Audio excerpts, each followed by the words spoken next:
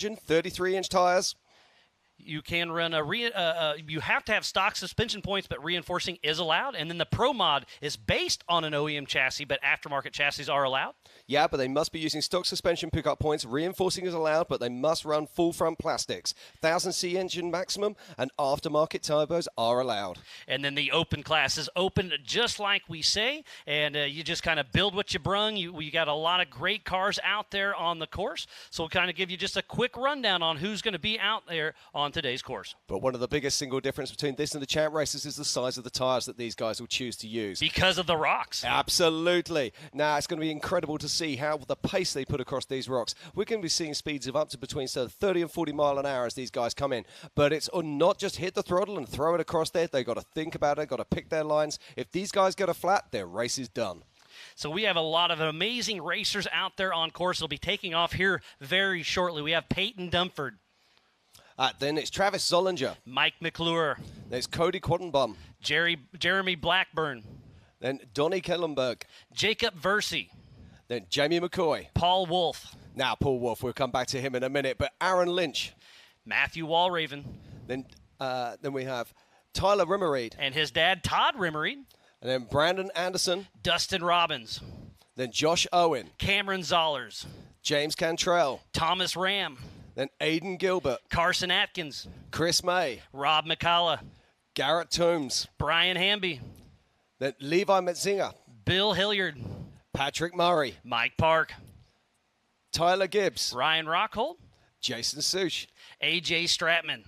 Ian Boyce. Logan Kuntz. And then we got Brian Stone. So we have a full stacked field out there, just shy of 30 UTVs. It'll be racing out on the same course, all at the same time. It's going to be a wonderful time here in Crandon at the Big House. We need to give some of our sponsors some love. We have Can-Am, Ford, Bronco, Monster Energy, Optima Batteries, 4-Wheel Parts, Progressive Insurance, King Shocks, Lasernut, Griffin Race Radiators, VP Racing Force, Nitto Tires, Holly EFI, and of course, King of the Hammers. Amsoil, Method Race Wheels, Axial RC Cars, PCI Race Radios, Spider Tracks, Recaro Seats, and Baja Jerky. Off the Grid Clothing, MBRP, Yukon Gear and Axle, HCR, and Warren and Factor 55. ARB, Rigid, Brannock Motorsports, Tread Lightly, and Action Sports Canopies. And these are the official sponsors for Ultra 4 Racing.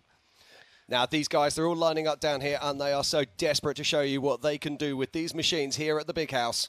And this is going to be a wonderful day. We are running the entire short course and short course only, but something new you will see out there is the Bronco boulders, and that is the difference between these cars. The short course UTVs, you know, they're made for jumping. They're lower. They got the different tires, but now we're going to be going through the rocks. Absolutely, and if you look at these cars, look how much taller they sit than the vehicles that we were seeing racing earlier today. You'll also notice some of them have a slightly narrower track. That's because when they're going through those rock trails at King of the Hammers, they need to be picking their lines and picking their way through. And up to a 35-inch tire. It's going to be absolutely amazing. But don't forget, tomorrow night as well, we have the Ultra 4 Rigid Rage on the Rocks, and that's going to be out in the back. It's going to be all the rocks. It's going to be absolutely amazing. So tomorrow night, we kick that off at 7:15 and race, all through the night. It's going to be amazing. There's a great shot of the Bronco boulders. It is indeed. There is multiple different lines as they enter these rocks, and they've got to be really careful. These rocks have already been pushed in through the weekend as they've been practicing on them, and if they get offline, it's so easy to pick up a flat. And as we were saying earlier, you get a flat, that's race done. And today is our third and final race for the Ultra 4 Eastern Series. And in Eastern points, we have Paul Wolf, Justin Bars, and Dustin Robbins in the Pro Modified class. And there's a great shot now. It just shows you the difference in sizes of the tyres. One car there sitting on 31s and another one sitting on 35s. That's the wonderful thing about this style of racing. You can dream it, you can bring it, you can race it. And in the 4900 stock class is Matthew Walraven, Jeremy Blackburn, and Aiden Gilbert. And in the 4900 open class in the Eastern Series, we've got Stott Raymer, we've got Mark Welsh, and then Trey Price. So it's going to be shaking things up just a little bit, and then we'll end up the year back at Mid-America Outdoors in Jay, Oklahoma for the national event, October 26th and 30th through the 30th. It's going to be an amazing weekend there as well, so be sure to check it out. Go to ultra4racing.com/live. Go to the MAO app. We have that on Google and Apple, but we are also here at Crandon Off-Road and speedsport.com. Yeah, we're just getting ready for the off now. And tonight is a heat race, getting everything set up for tomorrow's gate pick. So tonight's just a heat race only, but lots of bragging rights yet to come. And then later on after this race will be the EMC classes. It's going to be a great show there as well. So I believe we're right on time so far, about 4 more minutes. The drivers are going to be sitting down there now. They've got their helmets on. They've got their pumpers switched on, gloves on. The sweats are starting to build. The nerves are starting to build. Hearts are starting to pound hard. They'll be watching the engine temperatures, making sure their voltages are all good. Too late to change anything now. It's all about that green flag. You know, they're super excited. You see everybody there, you know, they're belted in, the helmet's on, the visor's up so they can breathe a little bit, but it's about game time. And they're going to be throwing in to the Forest County Potawatomi Turn 1. And this is a bucket list item for a lot of people. It's a bucket list item for me, and I'm sitting in the top seat. But it's just so great to have you back over here, buddy. Love working with you. It's great to be here, Miles, and this is absolutely incredible to be here at the 54th Crandon World Championships and to be here representing Ultra 4 Racing. And then on Sunday, we'll have the 4,400 class racing as well with the Polaris Crandon World Championship of Off-Road. That'll be the 7th Crandon Red Bull World Cup, the Super Bowl of short course. Looks like we are about to take off for the 4,900 Can-Am UTV race. This is going to be a one to watch for sure. There's Jacob Versi up front. Great shot of him. There's Travis Zollinger. And this is where the nerves start to shake there, Jim. It is indeed. Just saying it a minute ago, the palms start to get sweaty. Your heart feels like it's about to burst out of your chest. The breathing increases. You want to leave pulling that visor down until the last second, but you don't want to leave it too long either. They'll be heading into this corner over 70 miles an hour, I'll bet, for most of these guys and gals. Again, this is the 4,900 Can-Am UTV race for Ultra 4 Racing. They'll be hitting the Bronco boulders in the front, but other than that, it's what you've seen all day long. Now, you're in the second or third row of the grid here. You know that it's going to be rough in front of you. You know there's going to be dust. And here we go. There's the flag man. We are nearly ready. We are nearly ready to go live here in Crandon. There's been so much amazing racing so far today, and it's only going to get better as we go through the night. And tonight, don't forget, the Class 11s are going to run as well. That's always a fan favorite. But me personally, watching the Pro 2s and Pro 4s, you just can't get much better. And we are about to take off, and there it goes. There's Carson Atkins, it looks like, with their early lead. And it is an absolute drag race as they get a little slideways as they're heading into Turn 1. And Travis Zollinger trying to get on the inside, but it looks like that is that Jamie McCoy out front with Carson Atkins right on his side. It does look like Jamie McCoy has taken the whole shot there, making his way down through. What a great race as they're heading in. Look how much air they are getting all over this race course. So much amazing racing action out there.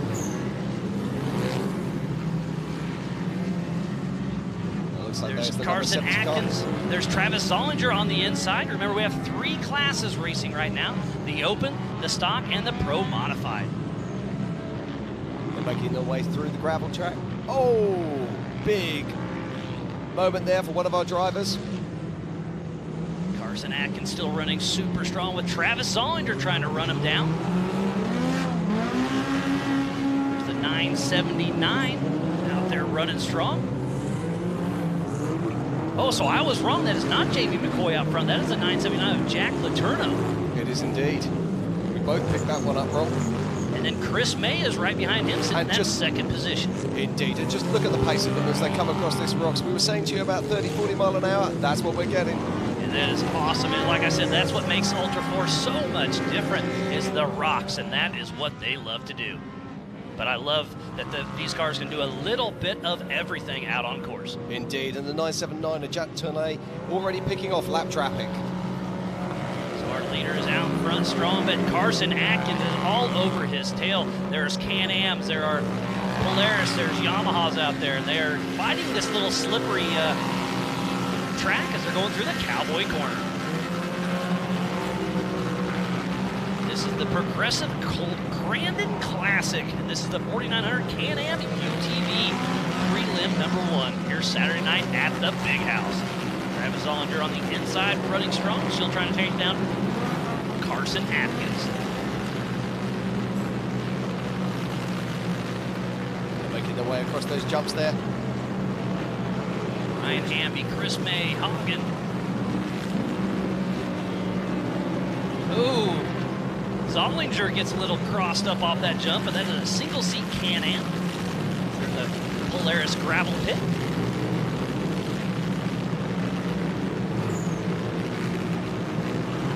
There's Mr. Paul Wolf. So he was having a little bit of trickery with the timing, but that is our leader, Mr. Paul Wolf, way out front. I apologize, I missed that one earlier. Look at those rocks. They are just absolutely blazing through. Paul Wolf is a rising star in the Ultra 4 world. He'll be racing in the 4400 race later on this week as well. Now Paul Wolf now seems to be pulling out a commanding lead. This man is ultra talented. He's leading our points race on the West Coast and in the East Coast. We have 5 laps to go. This is a 7-lap race. Paul Wolf is he looks way like he's off slowing pace. down. Yeah, it looks like he might have a problem here. Not sure what's going on, so that looks like Carson Atkins is going to move into the lead. Yep, that's Carson Atkins now. Now White Can-Am, it looks like he's coming around there to take the lead. Closely followed by the 979 of Jack Letourneau. We've got a real race on our hands here. Look at that side by side as they're heading back into the Potawatomi Turn 1. What a great race we have here at the Big House. Oh, look at this, absolutely side by side as they pick their way through. Making their way over to Turn 2 now. This is the 53rd Polaris Crandon World Championship. And they're under yellow flag there as Carson Atkins makes his way through.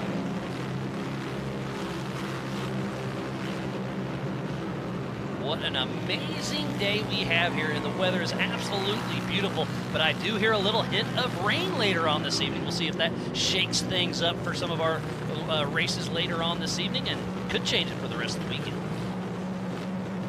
Indeed, but our current leader is Carson Atkins. You can see him there in that white car, closely followed by Jack Letourneau in the 979. Oh, and it looks like a little this inside corner there at the Cowboy Corners. They're heading into the Bronco Boulders.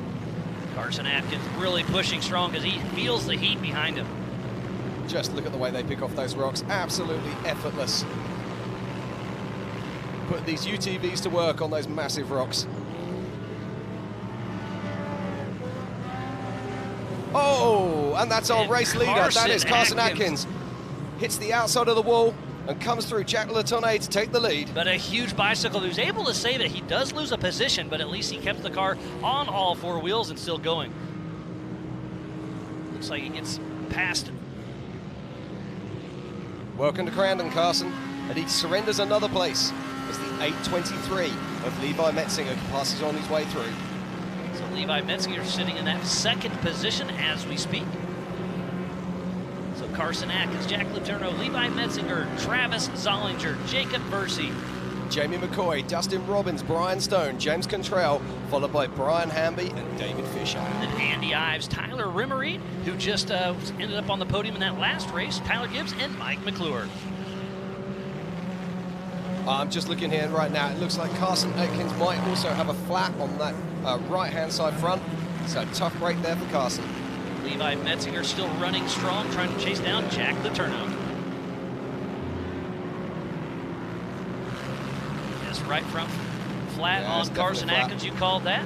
Travis Zollinger trying to get the inside. It's going to be tough to run. We have 4 laps to go, Jim. We do indeed.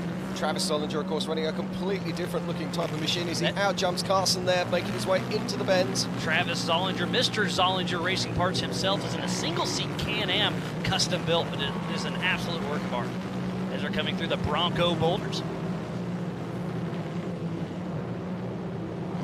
Travis is starting to pick up the pace now, starting to feel a bit more comfortable on the track.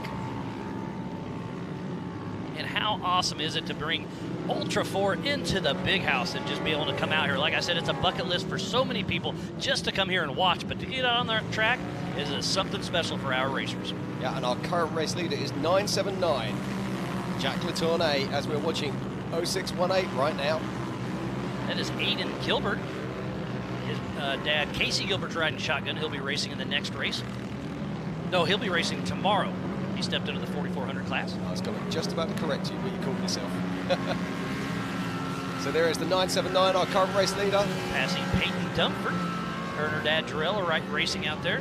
That's so awesome to see the father-daughter team of Peyton and Jarrell Dumford having some fun out here in Crandon. But Letourneau is really turning up the heat.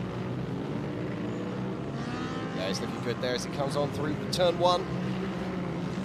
About a halfway through this race, the dust is starting to get a little bit thick after the Bronco boulders.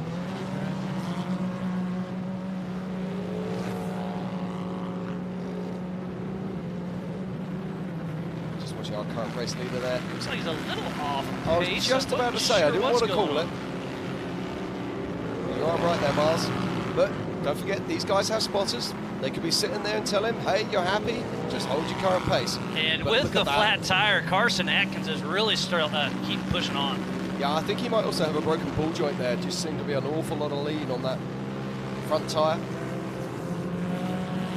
So but we'll Levi keep an eye on that. Metzinger out front, I believe. It is. Followed closely by Travis Zollinger. Letourneau heading into the Bronco boulders.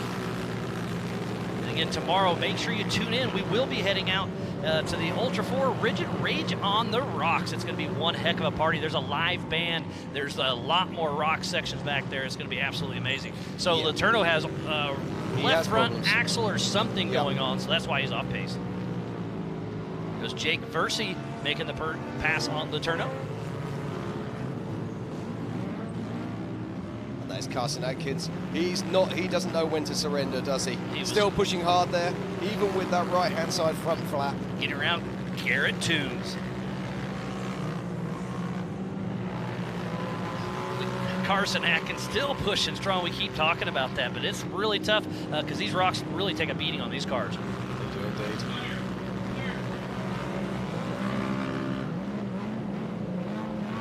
Okay, we're watching the 979 there. Jack Letourneau, now we saw he's had a problem earlier. Now it looks like the race is coming to a halt. Yellow flag is out. We have a little bit of issues in the middle of the Bronco boulders, and as a full red flag, there was a quick fire that popped up. They were able to get the fire put out. It looks like they're working on it actively. Driver and co-driver are out of the car. So it's safety first when it comes to racing? Absolutely. That's just in all forms of racing.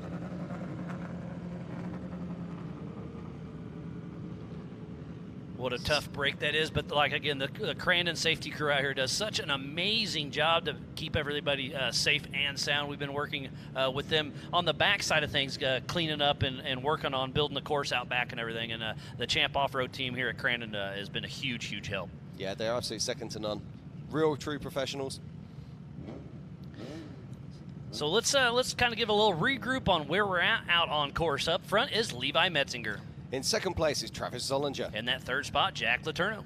And then in fourth is Carson Atkins. And then it goes to Jacob Versey in that fifth spot.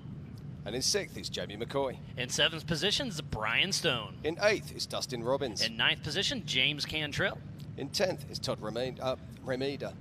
In 11th spot, Matthew Walraven. And in the 12th,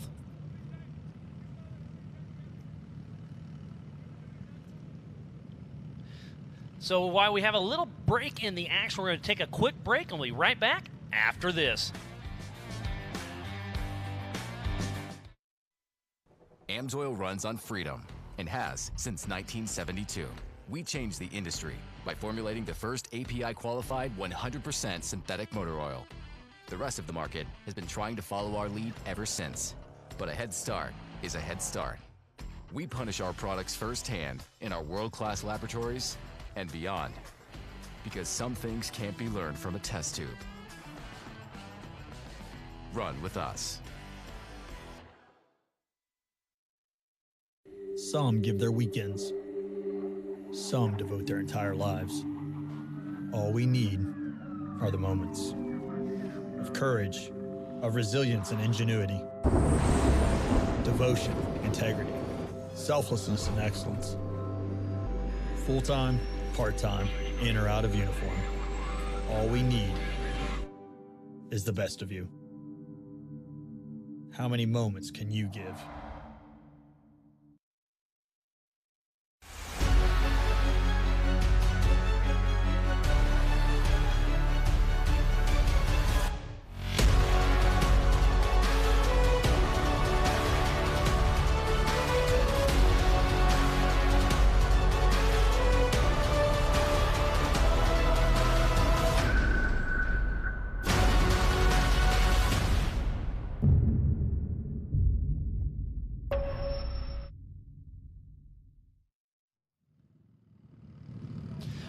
Okay, and welcome back to the 54th Crandon World Championships here in Wisconsin. And we just had a little fire incident in the Bronco bowlers. Everybody is okay, so we're just getting the course all sorted out. But this is Ultra 4 racing for this 4900 Can-Am UTV class. We were talking about it earlier. We do have 3 separate classes racing all at the same time. We have the stock class, the Pro Mod, and the Open. We do indeed. We've already seen some fantastic racing here. And we're going to be restarting very soon indeed. 979. Letourneau is our leader.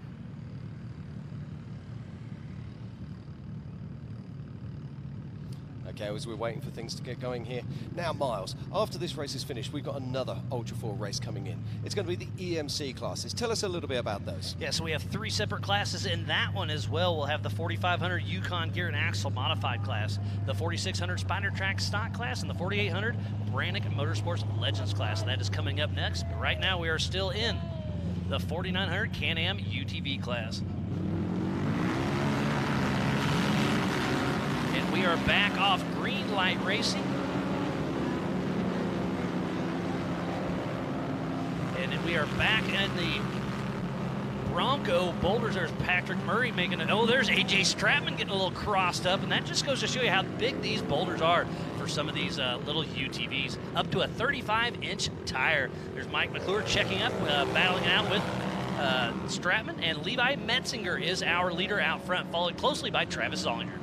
Yeah, Carsten Aikens, we know he's nursing that vehicle, but he's still holding a solid 3rd place, followed closely by Jake Versey. And here is our race leader. That is Levi Metzinger. And he is out front in that Can-Am running strong, having a great time. I was chatting with him quite a bit this week, had dinner with him one night, and they're just super stoked to be here. And Mike McClure closes the door. There's Jeremy Blackburn coming in strong. There's our race leader pushing. He's already in that lap traffic. The images keep coming on here from Crandon. There's Travis Zollinger making his way down through.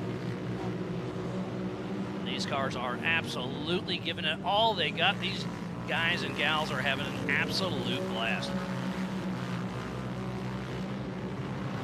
There's another 22 car there making his way through. That's Mr. Mike McClure out of Ness City, Oh, look Kansas. at this. It's that And Travis Zollinger picking his way up through here. absolutely. Look at that. Fantastic move there. They head into the Polaris gravel pit. And Stratman's going around on the outside. The fluff is out there, but it had a pretty good run. And there's our current race leader, Levi Metzinger, battling out with Jeremy Blackburn. That looked like Levi might have a soft tire on that right-hand rear. I think you're right. Look at it starting to spin up just a little bit. Yep. Looks like we are on the last lap. Checkered flag is out. That's it. I think there that... So did Travis Zollinger get around Levi Metzinger possibly? It does look like it has. It looks like our race winner is Travis Zollinger. In 2nd is Levi Metzinger. And in 3rd, Carson Aikens hang on for the 3rd position. What a great race we had out there. It's all going on the track there, Miles. Oh yeah, just there's so much action all over, and there's Levi Metzinger, our physical race leader that just won his race. Again, there are 3 separate classes. We're going to bring the top 3 up and have a quick chat. We have Tiffany Stone down there. So now we just need to work out who the winner was from each of those classes. Get those down to Tiffany. She's going to be having a quick chat to those guys before we get the EM classes out here for the next race. But what a great race that was. A little bit of drama right in the middle of that fire, but the Crandon crew and Champ crew did such an amazing job really quick to get the fire put out, and the driver, co-driver were safe. Everything was good. The safety equipment did their job, Jim. It does indeed. We have rules for a reason, and that is our race leader, Travis Zollinger, making his way around the track. I'm not sure he saw the checkered flag, you know. I think he missed it. Sometimes you get in the zone and just keep on rolling. I'm sure he's going to get a yellow flag in a minute.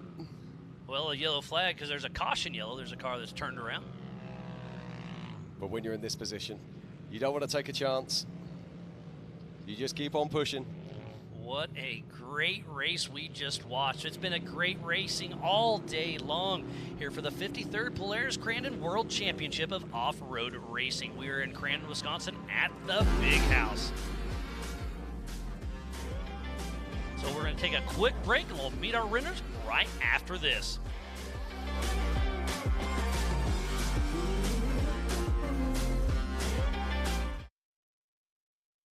The Earth is 70% water and 30% land. But the entire sky belongs to us.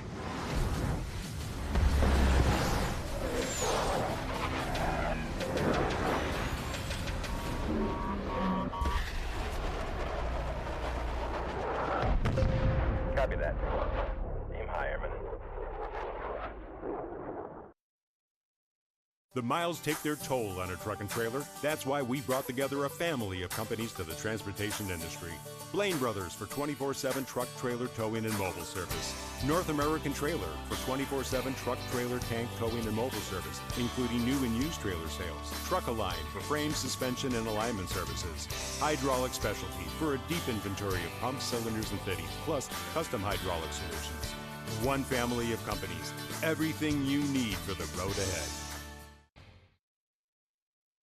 Some give their weekends. Some devote their entire lives. All we need are the moments of courage, of resilience and ingenuity, devotion, integrity, selflessness and excellence. Full-time, part-time, in or out of uniform. All we need is the best of you. How many moments can you give?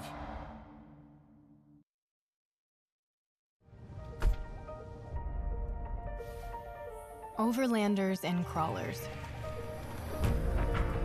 clubs and individualists, newbies and not so newbies. We can all agree on one thing. The tougher the tire, the easier the escape.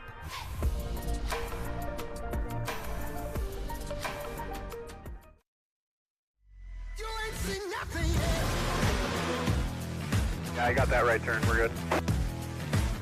Meet up at the compound group up. That's turn 4. Oh, that jump was huge! Yeah, for sure, dog! Good, little driver, straight on through.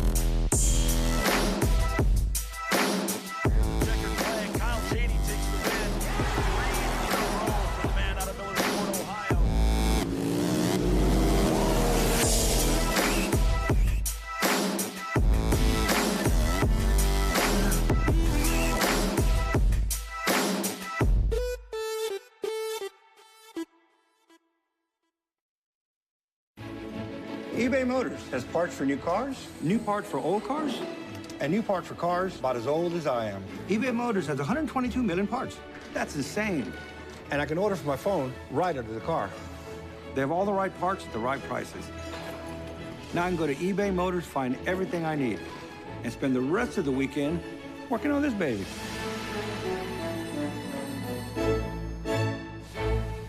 Let's ride. Welcome back, world, to the Progressive Crandon Classic. That was the Ultra 4 4900 Can-Am UTV race, and it was an amazing job done by All Out on course. So much fun to watch, Jim. It was amazing. It was absolutely fantastic. It was one of those races that had a little bit of everything, and it's so good to see these Ultra 4 classes here at the Big House. We still have one more race for Ultra 4 yet to come and a few more for Champs Off-Road, but it sounds like we have our own Tiffany Stone down there to have a chat with some of our racers. Awesome. Thank you, guys. That was an amazing race. It was so good to be back at the Big House. Taking our third overall place, Jake Versey. Jake, make your way over here. You took the top spot in the open class. Walk me through what it was like to be here at the Big House. Obviously, you got those Bronco boulders right over there. Yeah, the Crandon is so special in so many ways. Everyone unanimously agrees this is the most fun place to race at. The Ultra 4 bringing the rocks in is really a lot of fun. It's a lot about momentum, but it can tear a tire off in a second. There was a ton of carnage, a ton of blown tires out there, so it really adds a dynamic that's a bunch of fun. And talking about that, this is going to give you a great spot for tomorrow's race. Tomorrow's a big one. We've heard about a little bit of rain coming through. What do you think that's going to do for the track? Well, they do a pretty good job of watering it out here, so hopefully it's not much worse. I'm crossing my fingers, but we all got to race the same track, so it's going to be a great time. Well, you've got to thank a few people for helping you to take that top spot today. Yeah, absolutely. XComp Tires, Polaris Razor, Rigid Industries, HCR, KMC Wheels, Fueled UTV, Fox does a killer job, KMC Wheels. Anyway, everyone that supports my program, thank you so much from the bottom of my heart. Awesome, nice job. And taking the second place overall, we have Levi Mettenzer. Levi, nice job here. Taking second place in Pro Mod, obviously right behind Travis. It is a crazy track out there. It looked like you had a little bit of tire problems. Walk us through that. Yeah, we got off to a slow start. We were probably 6th or 7th into this first turn, and we just put our head down and we kept charging. People were making mistakes. Something happened to Paul in the back. Just trying to blitz the rocks. That's what we're good at. And it bit us on the last lap after the red flag. That hurt, but good thing they're all safe. And got the flat, and Travis passed me right here at the last lap. So tough loss, but we're going to change the tire and get the car ready, and we'll be back for tomorrow. Well, it's a great job. It's good to see you out here. Who would you like to thank? My dad for everything he does, getting us to races. Paying for a lot of it, driving a lot, working on it, everything he does, Can-Am, DynoJet, NRP, MRT tires and wheels. I mean, we got a flat, but they're the best tire out there. 90% of us are running them. G-Force, Gary and Pete with the shocks, the setups is perfect. Rival Can-Am, HCR, anybody else I forgot. Keller Ball Joints, and everybody else back there. Wonderful. Take your spot on number 2. And taking the overall spot in the 4900s, we have Travis Zollinger. Travis, it's so good to talk to you out here. We've always talked about a bucket list item being the Big House. Now you've done it, of course. You've probably been here many times and seen all of this stuff. What was it like, especially with the dust coming off right off of the Bronco boulders?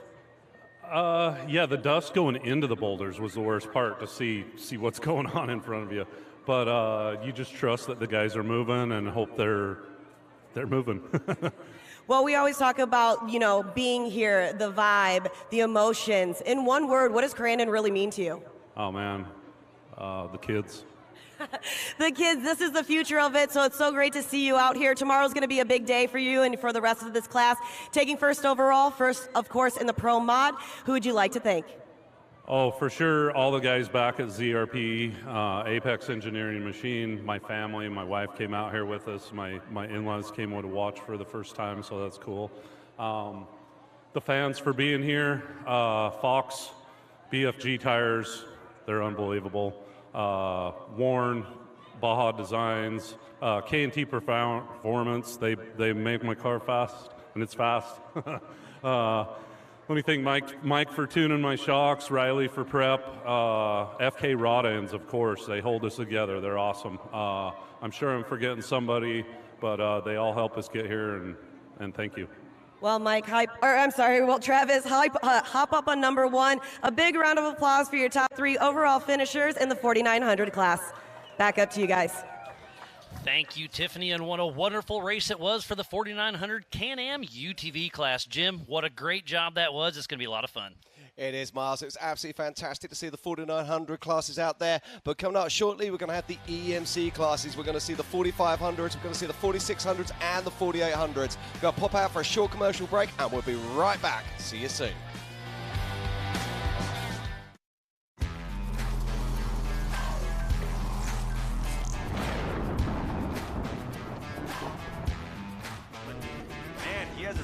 Full trying to work on that back bumper of Van Eperen, and maybe some trouble now for Marquardt. Yeah, I don't know. Marquardt might have came in a little too tight there, pushed out a little wide. Now look at, we're 3 wide. Marquardt can't stop both of those drivers. He's not going to stop either of them as they split Marquardt. Van Eperen now out front, but he's still got Hager alongside. Hager's stuck on the outside, though, coming into the cutoff corner. Yeah, he is going the long way around, and just like that, Brock Hager takes over that top spot.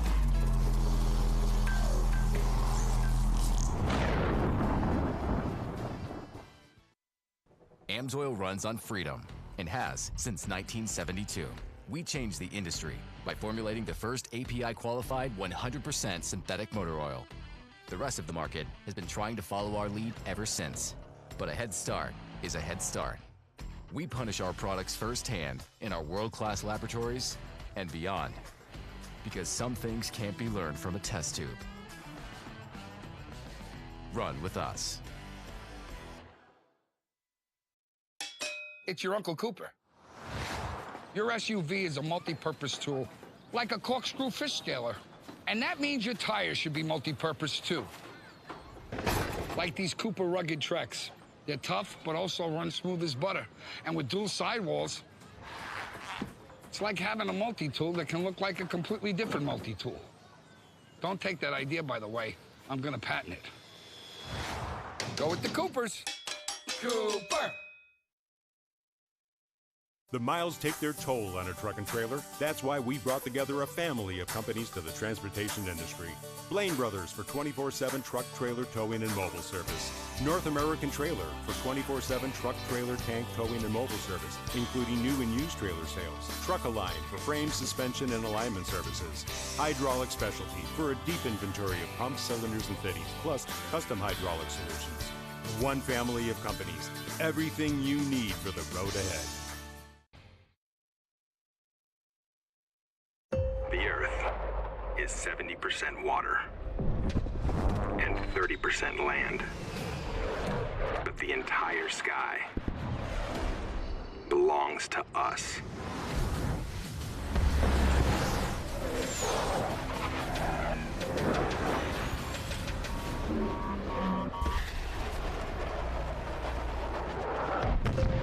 Copy that. Aim high, Airman. This idea, I mean, obviously CJ and I have quite a few older helmets laying around, and we use them more as like decoration in the race shop, but I said, you know what? Let's try something cool. We'll bring it to Crandon, we'll raffle it off, $10 a ticket, and then we're gonna put all that purse back into Pro 4. But the way it's gonna work is the winner of the raffle will come up at like 4:30, right after the Pro Light race.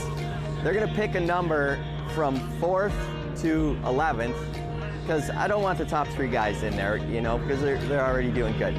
4th place to 11th place, they're gonna draw a number, and whatever number, say it's 6, whoever finishes 6th in the Pro 4 race is getting whatever money we raised out of this raffle. Right now, it's looking like it's gonna be over $1,000. You know, we just started a little bit ago. We're at like $500–600 already, and it's only Friday, so pretty excited. I mean, it was just something we dreamed up, and I thought, it'd be cool to give back to, you know, there's a lot of guys out there spending a lot of money in Pro 4, and, you know, I appreciate them being here, because without them, we don't have a place to race, right? We need the numbers, so, you know, it's something we can do. you know, to help out our fellow drivers, and we'll see where it goes. I'm pretty excited about it. So fans can come and get a raffle ticket here at our pit.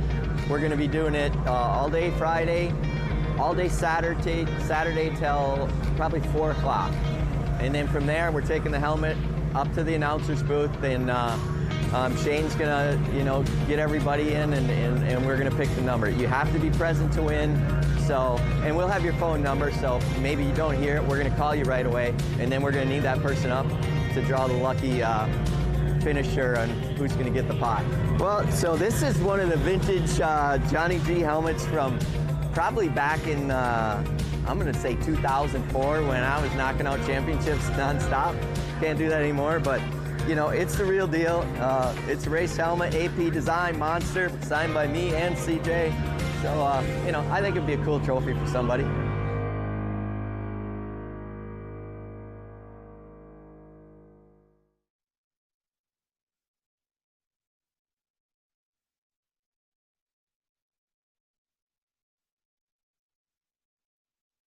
Some give their weekends.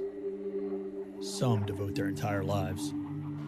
All we need are the moments of courage, of resilience and ingenuity, devotion, integrity, selflessness and excellence. Full-time, part-time, in or out of uniform. All we need is the best of you. How many moments can you give?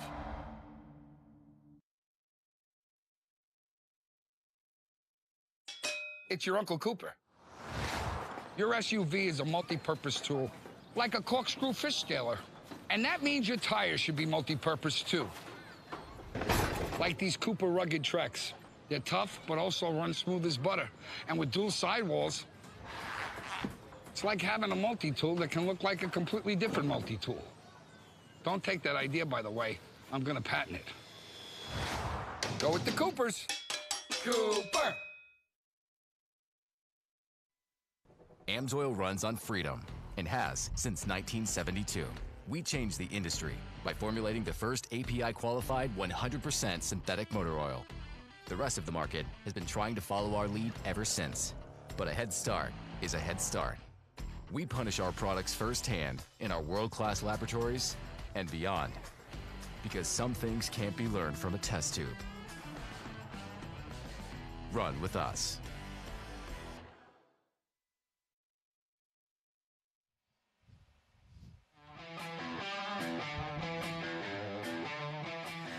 Welcome back, world, to the Progressive Crandon classes. Once again, I am Miles Haskwood. Against my, to my left is Mr. Jims Marsden, all the way from, where are you from, buddy? United Kingdom. First time out here for the 54th Crandon World Championships, and I cannot wait for this one. It's going to be amazing, and this is something special up next. This is the Ultra 4 Everyman Challenge classes. We have 3 separate classes, well, technically 4 separate classes to be racing in this race as well. We have the 4500 Yukon Gear and Axle Modified class. You can have 2.5 shocks per corner, limited to 14 inches of travel. Mechanical steering, maximum of 37-inch DOT tire, front-mounted engine, but unlimited horsepower. Indeed. Then we have the 4800 Brandt Motorsports Legend class. You can have front or rear mounted engine with unlimited horsepower. The vehicle must contain 2 seats side by side, single shock per corner, a maximum of a 37-inch DOT tire. Solid axles are allowed. Solid axles only are allowed on these vehicles, but new specific cars are built for this class. So you can actually build a car for this class, or alternatively, you can take an old 4400 class car, dial it down, and put it into 4800. Yeah, a single shock and some 37-inch tires, and you're racing. We also have the 4600 Spider Track stock class, stock OEM frame, factory engine and transmission, 35-inch DOT tires, single 2.5 shock per corner, factory style suspension like leaf springs, coil springs, TTB, whatever came from the factory, and a mechanical steering. Yeah. And then we have the stock sportsman class, which is kind of a little bit different. You can run about anything you want. It just has to pass safety and STEC. It is, but just look at that lineup right now, Miles. There's Ryan Rockhold, Sean Reisky, Troy Digby, Cody St. Clair, Matt Greaser, and then the Broncos in the far back. We have Bailey Cole, Vaughn Gittin Jr., and Brad Lovell. Brad Lovell is a familiar name out here in Crandon. Yes, indeed. We're not long now before we're going to get started on this race. So the 4,500 and the 4,800 class, they are intermixed on how they qualified during practice yesterday. They will be scored separately, but they'll be racing it against each other. And then the stock classes will take off from the back of the pack. And while we have a quick little break, we'll give our sponsors some love. We have Can-Am, Ford, Bronco, Monster Energy, Optima Batteries, 4-Wheel Parts, Progressive, King Shocks, Laser Nut, Griffin Radiator, VP Racing Fuels, Nitto Tires, Holly EFI, and King of the Hammers. We also have Spider Tracks, Recaro Seats, and Baja Jerky. AMSOIL, Method Race Wheels, Axel RC Cars, and PCI Race Radios. ARB, Rigid, Brannick Motorsports, Tread Lightly, and Action Sports Canopy. Off the grid clothing, MBRP Exhaust, Yukon Gear and Axle, HRC, and Warn Factor 55. Those are, so please support who supports the sport with all those amazing marketing partners. We could not be racing here today. Okay, it looks like we've got the flag man making his way towards the tower. He goes out there and checks. He physically looks at each and individual racer and kind of gives an eye contact. Everybody gives him the nod. He heads over, and we are about to do a land rush style race heading towards the Potawatomi, turn number 1 here at the Big House. Now, Mars, am I right in thinking here that the 4,500s and the 4,800s are going to be doing 7 laps and that the stock class are going to be doing 6 laps? Yep, absolutely. As And if it'll I be lo- the same exact course we just saw earlier, the full short course plus the Bronco boulders right here in front of the grandstands. And speaking of the grandstands, look at this amazing crowd we have. Indeed. Here to see some awesome racing, and some awesome racing they are about to see. As our Ultra 4 EMC classes get ready for the start. Any second now, we're about to go green on course. And we are live here at the 54th Crandon World Championships in Wisconsin. And it looks like Brent Harrell may get the whole shot on the inside in that Horschel-built machine. Right behind him is Jeremy Jones, Steve Graff, Justin Hall, and Trevor Foltz, Eric Weichel, Brian Tripp, and look at Justin Hall and Steve Graff touch tires. Absolutely, but it's Brent Harrell now making his way in that Paul Herschel car.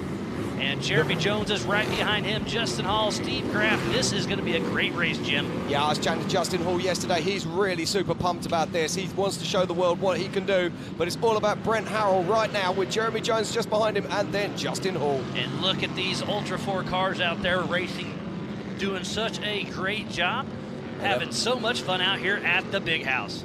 They are indeed picking their way through. Look at this fantastic action here from our EMC classes.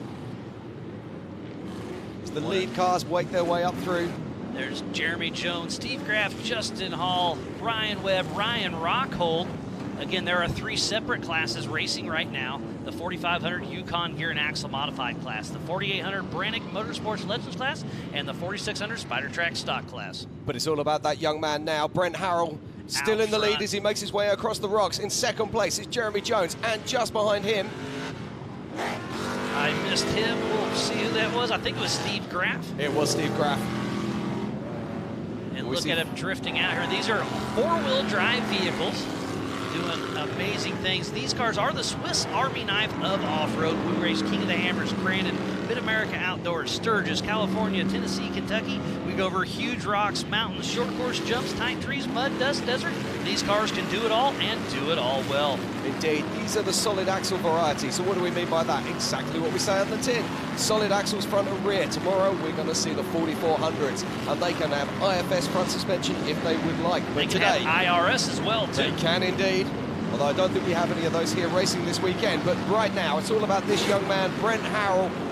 Last year, he got an early lead and broke something, so we hope to see he does a great job tonight. But Brent Harrell is out front in the 4,800 Brannick Motorsports Legends class, but Jeremy Jones is not letting him out of the sight. He's not, and you can see that Brent Harrell's taking the spare wheel off the back of the car.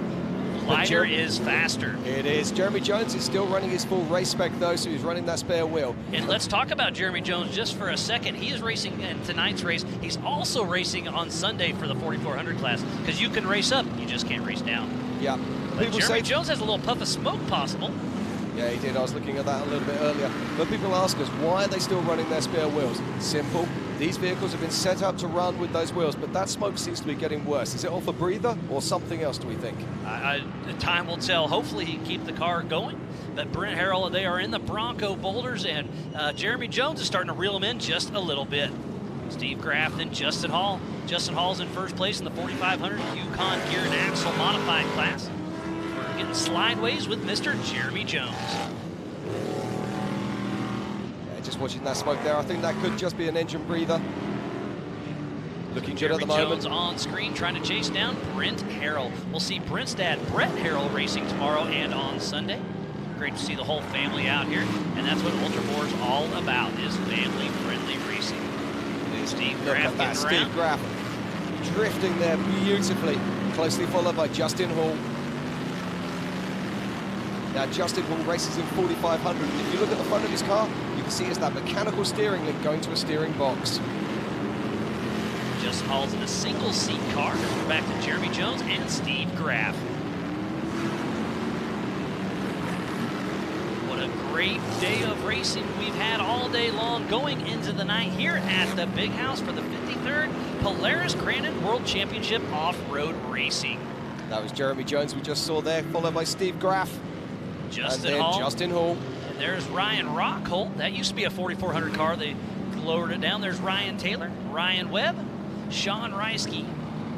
Now Ryan Taylor, we saw yesterday, had a bit of an accident, decided to put it on his lid, so it's great to see him back on course. But that is our race leader. That is car 56, and that is Brent Harrell. And we have 4 laps to go for the 48 and 4500 classes. Brent Harrell gets into the Bronco Boulders. Now, Miles, I'm watching this. We saw them attacking these rocks yesterday at higher speeds than this, so they really are thinking race savvy here. Keep the tires on the car. They want to get to the finish. Because remember, to finish first you must finish, and today's race only sets you up for gate picks for tomorrow. So, you know, this race definitely is important, don't get me wrong, but you need to save the car, because tomorrow we go to the Rigid Rage on the rocks, and those rocks are bigger, nastier, and all the above.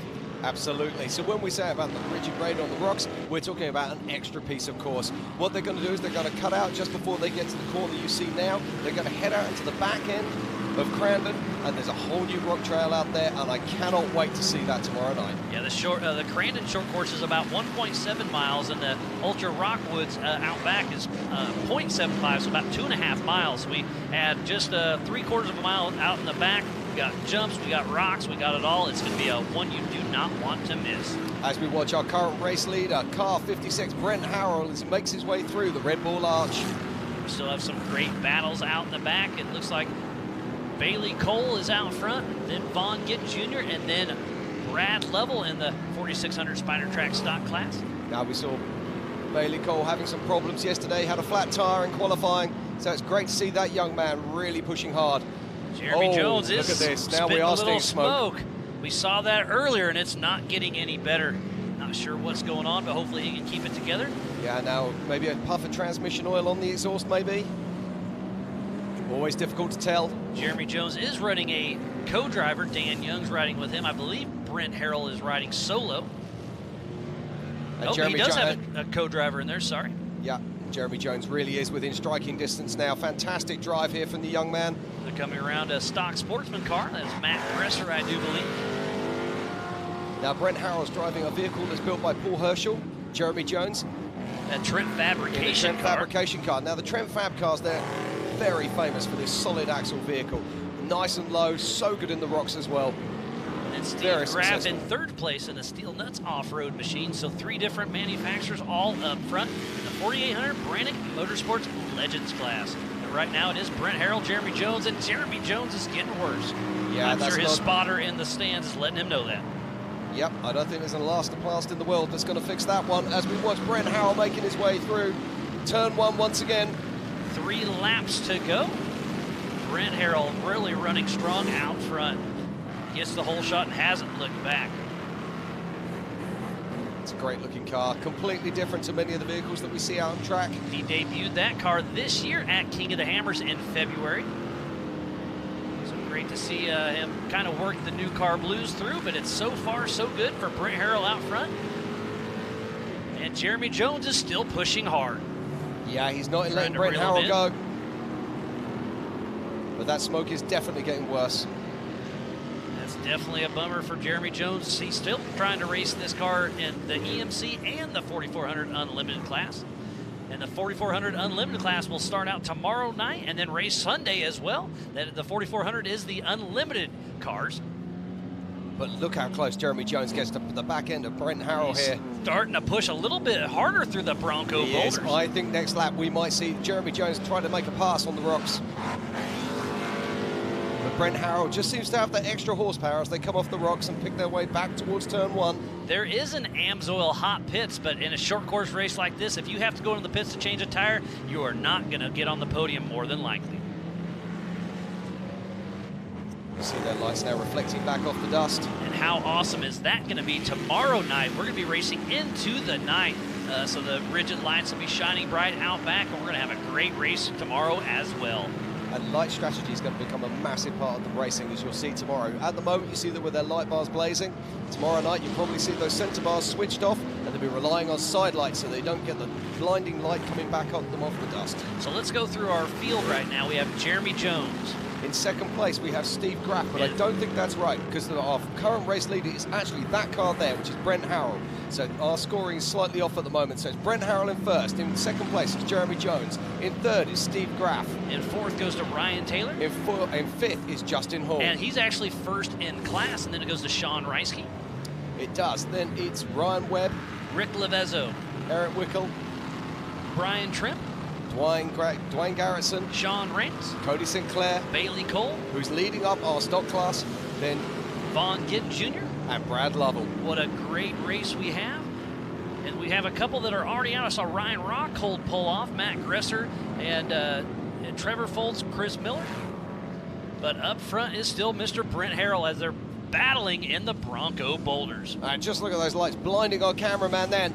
Now, I did expect Jeremy Jones to try and make a pass there, but he hasn't done it. And that smoke is disappearing. I still think that that might be oil getting onto an exhaust. If that was an engine letting go, it really would have let go by now. And the white flag is out. 1 lap to go. So is lap traffic going to play its part here? They get around Brian Moore pretty easily. Yep, as we watch our current race leader, car 56, Brent Harrell. But Jeremy Jones is really starting to get on the throttle, trying to chase him down, but more and more smoke are starting to puff out. Getting ready to hit into the Potawatomi, turn number 1. That's quite interesting. It comes from the deceleration and then up to acceleration, so maybe he has got a worn ring there. Always hard to tell as Brent Harrell makes his way through the Red Bull Arch for the final time. Brent Harrell still out front, gets the whole shot, hasn't looked back, but Jeremy Jones hasn't given it to him easy. But Steve Graff still battling out in the back. Both of these cars are running in the Brannick Motorsports 4800 Legends class. And there is a Bronco that is That's Brad Lovell. Jeremy Jones really starting to puff just a little bit. Now what I've been noticing is when he deaccelerates and then he gets hard back on the throttle again, that we get the smoke. And here we go. Checkered flag Look is at that. out. What a fantastic result for Brent Harrell. Superb stuff there from this young man. Talented guy in a very nice car indeed. So it looks like unofficial. It's Brent Harrell, then Jeremy Jones. How far back is Steve Graff just coming through? So unofficial Brent Harrell, Jeremy Jones, then Steve Graff. Yeah, I believe it's going to be Brent Harrell who's going to be taking now. So we're going to take a quick break and we'll meet our winners right after this.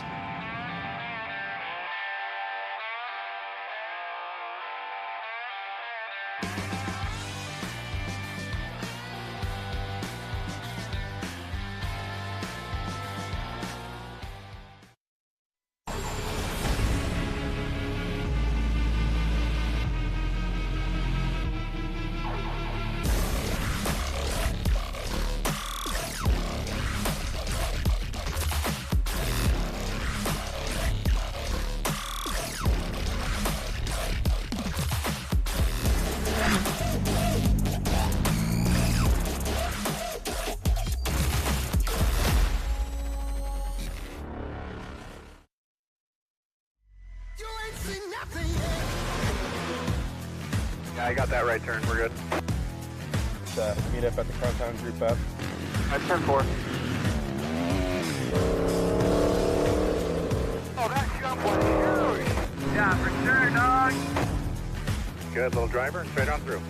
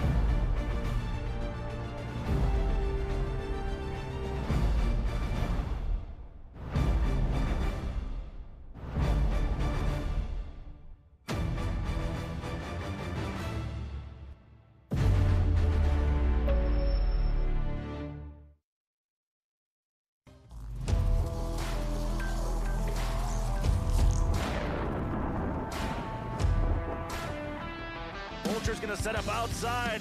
Here comes the Hail Mary in Calamity Corner. He's going to try outside in. Shannon's going to stay down. He might have it. Here we go, Shane. Side by side. No. Looks like Shannon takes it by a fender. Tremendous last lap there by Holcher, but he's going to fall about 2 feet short of the front bumper of Shannon as they came to the finish line.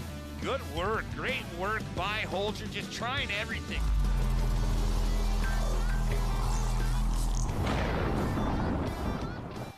The miles take their toll on a truck and trailer. That's why we brought together a family of companies to the transportation industry.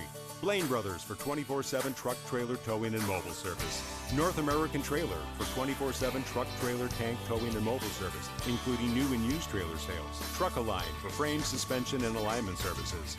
Hydraulic Specialty for a deep inventory of pumps, cylinders, and fittings, plus custom hydraulic solutions. One family of companies. Everything you need for the road ahead.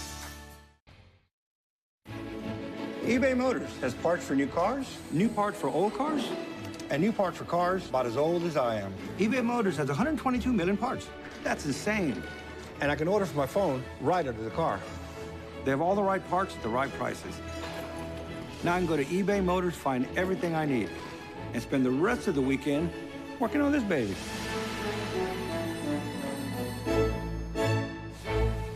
Let's ride.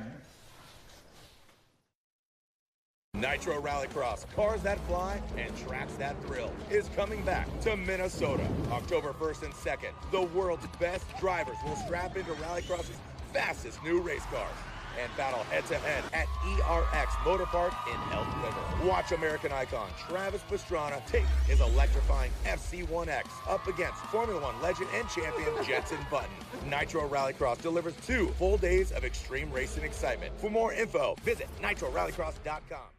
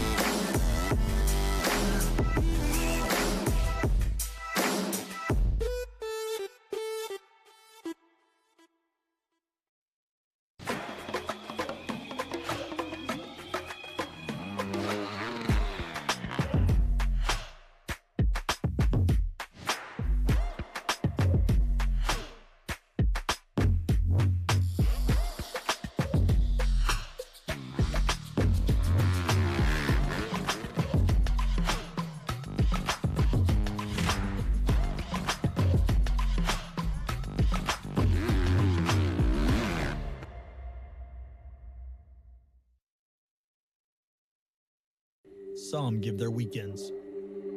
Some devote their entire lives. All we need are the moments of courage, of resilience and ingenuity, devotion, integrity, selflessness and excellence. Full-time, part-time, in or out of uniform. All we need is the best of you. How many moments can you give? The Falcon Wild Peak AT3W all-terrain tire is designed with our proprietary 3D Canyon Sipe technology to resist wear from high torque and provide even more handling stability. For the ultimate off-road grip, get the Falcon Wild Peak AT3W. The new Falcon Wild Peak AT3W all-terrain tire is engineered with one of the deepest tread depths on the market for long-lasting wear and uncompromising performance. For the ultimate tread life and traction, get the Falcon Wild Peak AT3W. VP Racing Fuels is proud to be a major supplier of fuels and coolants for the Championship Off-Road Series. VP makes the perfect fuel for every application, from Pro 4 trophy trucks, UTVs, and even tow vehicles and generators. Keep your engine running at peak performance and make more power.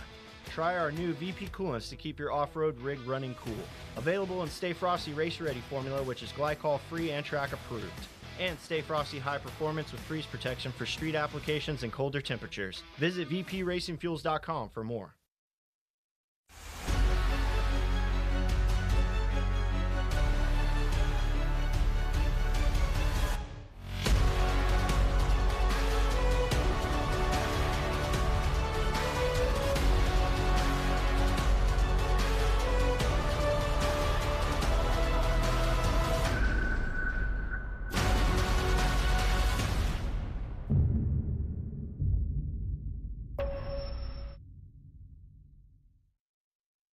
The Falcon Wild Peak AT3W all-terrain tire is designed with our proprietary 3D Canyon Sipe technology to resist wear from high torque and provide even more handling stability.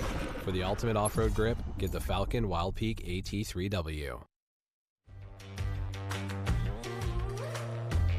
Okay, and welcome back to the 54th Crandon World Championships here in Wisconsin. What a day of racing we've had. We've just seen the EMC classes out on track, and Tiffany Stone has got the winners down with her right now. Tiffany, what do you got for us? Thank you. It was an amazing race. It was so cool to see some of these machines just take this track, all the lights out there, but taking the top spot in the 4800 class, number 56, Brent Harold. Brent, make your way over here. It was really good to see you race out there. We know that you just debuted this new car at KOH. You're still working out some things. Walk me through how it was to be here, the big house, Labor Day weekend, under the lights in front of all these fans. You know, this is my second year here, and this is my favorite race overall. Just the start line, turn one, it's unlike anything else. Happy to be here for sure. Well, we talk about it, and then, you know, when you're hitting that jump going into the Bronco boulders, it's a little dusty out there. What did you see, especially with the lights coming on, the sun setting, the dust everywhere, the carnage? Walk me through that. You know, first lap was clean. Coming into turn one, it was super tight. I was like, man, they're getting kind of close, but we came out, got the whole shot, and Waylon was an amazing co-pilot, talked me through it, and pushed me harder than I have been pushed before, and it just worked out in the end. Well, you got to thank a bunch of people for getting you in this good spot position for tomorrow. Who would you like to thank? First, I'd like to thank God, Paul Herschel, his entire crew. They've built an amazing car. Obstacle, Fox, Rigid, Lights. Obviously, we're going to be racing tonight. They're the best lights you can buy. Total Metal Innovations, TMR, TubeWorks.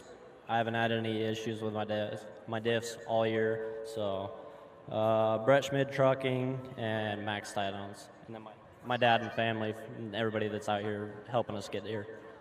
Wonderful. Well, congratulations. Hop over here. We're going to take our top finisher in the 4500, number 13, Justin Hall. Justin, last time we got to talk, it was at MAO. It's a little dustier out there. This track seems to be perfect for you right now with your driving conditions. How are you feeling right now? I feel great. Track out here is amazing. The Falcon tires hooked up and launched me out of the Land Rush start. The Grum Racing built motor. They built a motor for me in 8 days, and it rips. Johnny's Custom Motorsports, tuned it last minute. We got it dialed in, and obviously it speaks for itself. All of it, the whole combination worked well together. Well, Crandon is a spectacle in itself. You guys put out a great race. In one word, really, what does Crandon mean to you?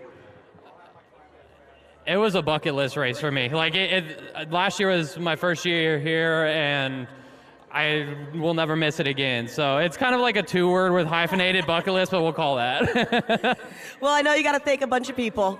Yeah, first off, Falcon Tire, like I said, Grum Racing, Johnny's Custom Motorsports, South Bay Driveline, Brannick, Optima Battery, Driven Racing Oil. The list goes on, and it's hard to think right now. I'm just super stoked, but I couldn't do it without all the people that are behind me. Yukon Gear and Axle. Yeah, I'm just kind of at a loss right now. It's all good. I'll let you get some rest. You got a big day tomorrow. Nice job here. And the last one in this EMC race, 4,600, number 13 of Bailey Cole. Bailey, it's so good to see you here. A little drier than last year. We don't want to bring that up, but here we are again. Another year, another Crandon, taking that top spot in your class. How you feeling? Super stoked. This is my first time winning out here at Crandon. No better feeling. Pretty awesome. And talking about that, Crandon, the lights, the vibe, the feeling, obviously a bucket list item. Going through that and having all those great emotions, how's tomorrow going to look for you? Hopefully the same way. Hoping to get the whole shot and stay out front again. Brad and Vaughn are fast, though. Well, I know you have a bunch of people you'd like to thank. Who are those people? Oh, so many people. Ford, obviously, the Broncos were out here, absolutely killed it. 4WP, Yokohama, they grooved the tires, gave me the good turn-in. Vision Wheel, Yukon Gear and Axle, and Fox Shocks. Wonderful. Well, nice job. Hop over here. Another big round of applause for your top 3 finishers in the 45, 46, 4,800 class here for the EMC. Back up to you guys. Okay, thank you so much, Tiffany. So good to see that racing out there. So good to see the EM classes here at the Big House. Now, Mars, we've got to throw it back to these guys for some more races. But come on, give us some final views. What a great night of racing. But remember, tomorrow night's going to be even better with the Rigid Rage on the rocks tomorrow evening. But up next is the stock trucks. Again, I'm Miles Hasquist with Jim Marsden. We're going to take a quick break, and then Brent and Shane will take over the mic.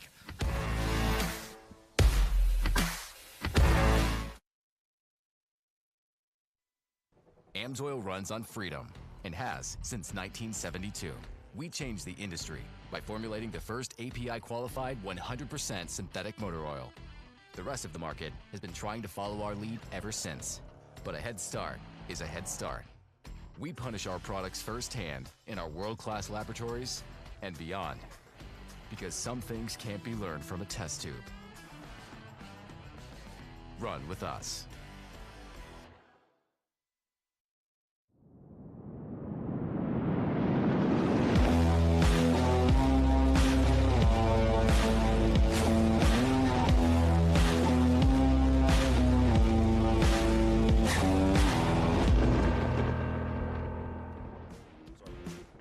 Welcome back to Crane International Off-Road Raceway. I'm Brent Smith alongside Shane Stetsny and Super Stock Truck up on the track next. And I'll tell you, Shane, these are the guys to watch. They know how to wheel these trucks, and hey, they call them Super Stock Trucks. They have great suspension, but I'm telling you, you have to really hit your marks. Absolutely, and this is a fan favorite for a reason. Let's get to the lineup. We have 25 trucks in the field.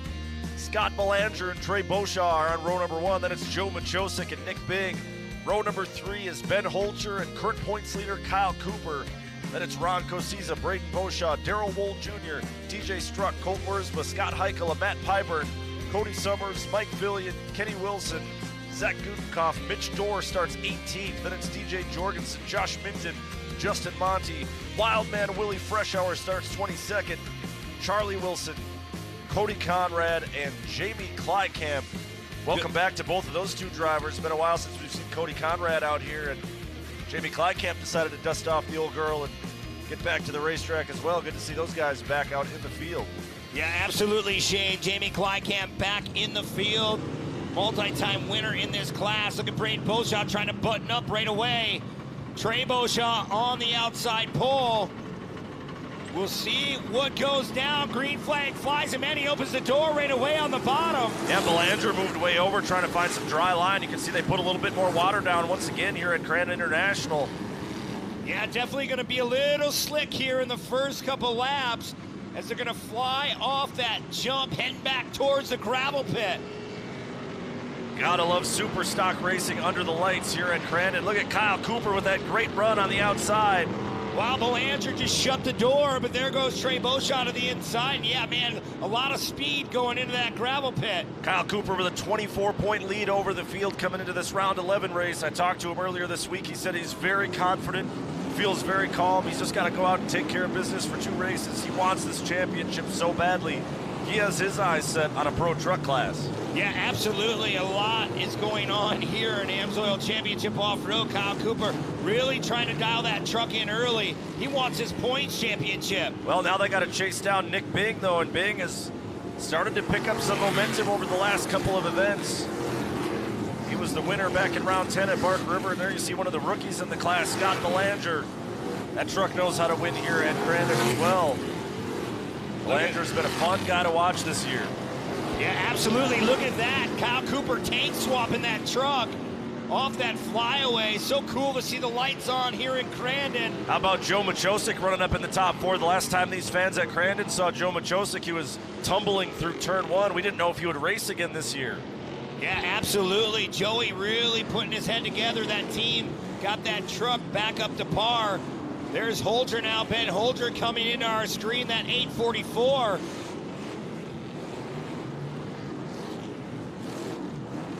Going by that K-rail, that inside section. Normally we go out back like we've been all day long.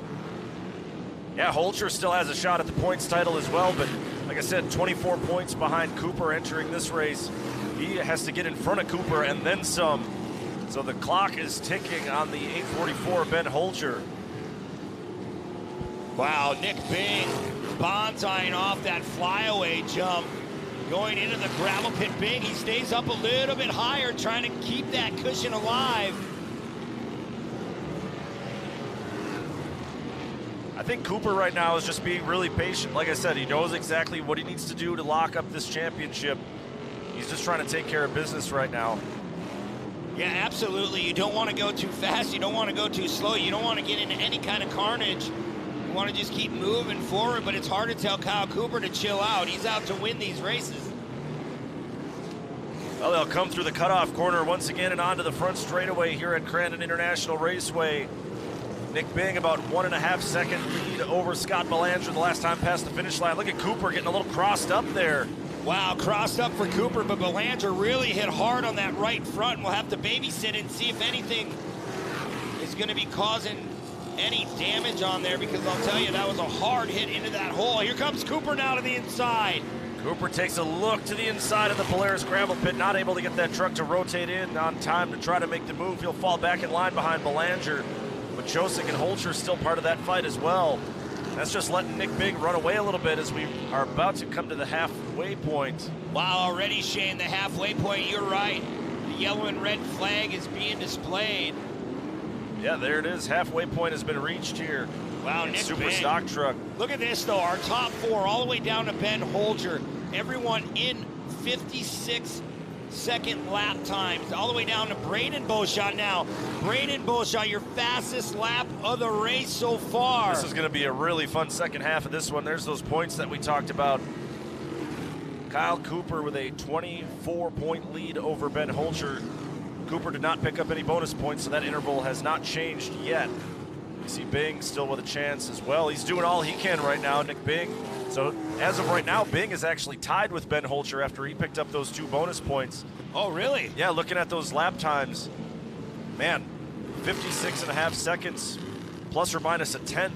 First place all the way down through 7th place. Yeah, I was pointing that out to you earlier. I'm like, wow, that is consistent lap times. And the competition, you know, there's restrictor plates on these motors, so the Champ Off-Road crew, the tech officials, they really try to keep it equal as possible. And you can tell right here, times don't lie, Shane. 56 all the way down to 7th position right now.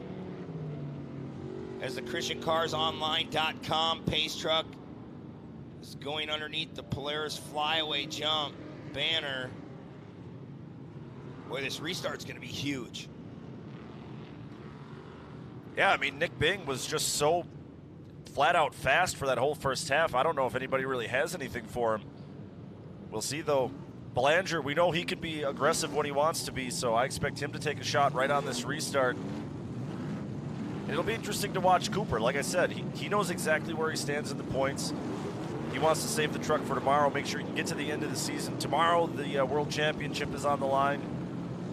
Third place, that's a good point stay, and as long as he's in front of Ben Holcher, that's him gaining ground. So yeah, absolutely. He's putting him in position to do what he needs to do. Yeah, Cooper is definitely not going to go for broke on this restart. He's going to be patient and just take his time. Well, here we go, Shane. Nick Bing, Belanger, Kyle Cooper. Look at Joey Machosa trying to give him a love tap. Said, let's go. Wow, and Belanger got a great jump, and he's going to overtake Nick Bing. Wow, Joey trying to move through the door. Here comes Trey Beauchamp with Cooper on the outside. How in the world did Belanger get such a great jump on that restart? Looks like he played the game just right. Now Bing is going to cross back over. They're stacked up 2x2 into the gravel pit. Bing holds onto the spot for now. Machosik got into the door of Belanger. Wow, Machosik has to be careful. You don't want to bend a tie rod on that Ford. That shuffles Kyle Cooper back just a little bit, but we have a full-fledged battle for the lead. I expect to see Belanger come back swinging on Nick Bing here. Wow, Bing up on the bicycle. What a save by the 833. That's going to put Belanger back out front. Now Trey Beauchamp getting crossed up down on the bottom of Calamity Corner. We'll reset the order for you. It is Scott Belanger out front. Then it's Joe Machosik. Nick Bing falls back to third. Then Kyle Cooper fourth. Oh, man, they're just tank swapping in front of the crowd here. Nobody's playing nice again. They just keep beating and banging off of one another. I see Braden Beauchamp collecting some love taps. There's Nick Bing now. Yeah, Bing trying to hold off Kyle Cooper. And look who's out front. Yeah, Scott Belanger.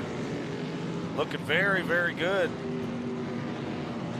Under the lights here in Crandon, Wisconsin, Friday night, round 11. Super Stock Truck, if you're just tuning in to Flow. What a day we've had so far, but the body panels are definitely starting to come off here in Super Stock Truck.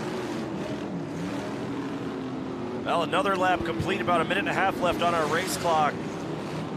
They're running 55-second lap times now. Actually, Nick Bing just set the fastest lap of the race. Look at all the damage on the 806 there. That's TJ Ewart filling in for Cody Summers. Wow, yeah, you said it right. The 833 of Nick Bing, Shane, 54-second lap time. He broke 55. Bing now going to work on the back bumper of Joe Machosik. Machosik, the defending champ, but remember that bad rollover in Crandon caused him to miss one round of racing, so his championship hopes basically evaporated at that moment. He's just out here trying to collect some wins throughout the rest of this year. You see Cooper still holding strong there in fourth. Wow, what a move, though, that Nick Bing made early on. This will be 2 laps to go, this time past the McCoy finish line. Belanger, man, he's looking kind of untouchable here in the late stages of this race. Well, we'll see once they cross the stripe. Look at that, Belanger a 54, Machosik a 54, as well as Kyle Cooper and Trey Beauchamp, Braden Beauchamp 54. This class is so even. Whoever can stay out front right now. Absolutely, and getting faster and faster as this race wears on and this racetrack comes in a little bit.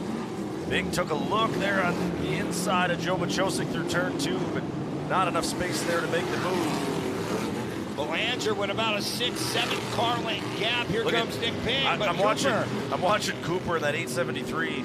He got a little bit close to Nick Bing, and then he immediately just moved way over. He doesn't want any of that smoke right now. He's just trying to keep that truck in one piece. Yeah, he just really has to babysit Bing. If he wants to get him, he's going to do it the clean way. Just try to stay out of the carnage. Well, there's Machosik there with those Yokohama tires digging deep. White flag is out here for Superstock. Talking about Kyle Cooper a little bit more, I'm sure his dad, Lee Cooper, on the radio is telling him, hey, you're in front of Ben Holcher. This is a great points day for you. You know, basically don't do anything silly out there and take yourself out of the race. So, like we said, Cooper is a smart guy. He's a very calculated driver. He's not going to go for broke here, trying to fight for this last podium spot. He's got his eyes set on the bigger picture, and that's the points championship. Yeah, he's definitely doing what he needs to do. Man, Nick Bing landed hard on that right front. Here comes Kyle Cooper. just trying to hunt down these guys up front. Joey Machosik, Nick Ping right in our picture. Machosik didn't have a great run in the spring of Crandon, but he finds himself in the top 3. How about this? Final time through Calamity Corner. The checkers are in the air, and Scott Belanger is going to take the win. His first win in Super Stock Truck. Machosik second, Bing holds on for third. And a very good point stay here for Kyle Cooper. He will finish 4th. And if he can take care of business tomorrow and just run near the front, Kyle Cooper might be on his way to this 2022 points champion. But how about it? Scott Belanger, first-time winner. That's what we love to see here at Crandon International Raceway. Started on the pole, had that battle with Bing for a little while, but he comes out on top. Yeah, absolutely. Did what he needed to do. Belanger really looking fast here in Crandon. Don't go anywhere. We'll be right back right after this. You're watching AMSOIL Championship Off-Road.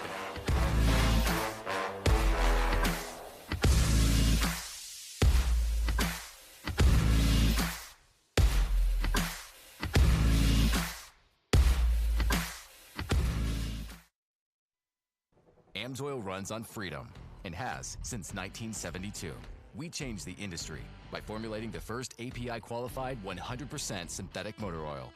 The rest of the market has been trying to follow our lead ever since. But a head start is a head start. We punish our products firsthand in our world-class laboratories and beyond. Because some things can't be learned from a test tube. Run with us.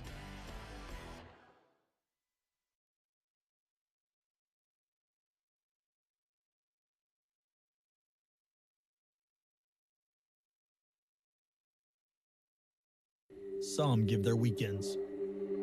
Some devote their entire lives. All we need are the moments of courage, of resilience and ingenuity, devotion, integrity, selflessness and excellence. Full-time, part-time, in or out of uniform. All we need is the best of you. How many moments can you give? It's your Uncle Cooper. Your SUV is a multi-purpose tool, like a corkscrew fish scaler. And that means your tires should be multi-purpose too. Like these Cooper rugged Treks. They're tough, but also run smooth as butter. And with dual sidewalls, it's like having a multi-tool that can look like a completely different multi-tool. Don't take that idea, by the way. I'm gonna patent it. Go with the Coopers. Cooper!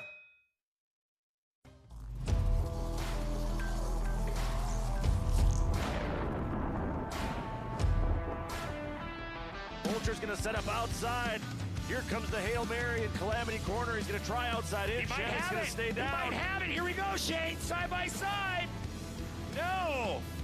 Looks like Shannon takes it by a fender. Tremendous last lap there by Holger, but he's going to fall about 2 feet short of the front bumper of Shannon as they came to the finish line. Good work. Great work by Holger. Just trying everything.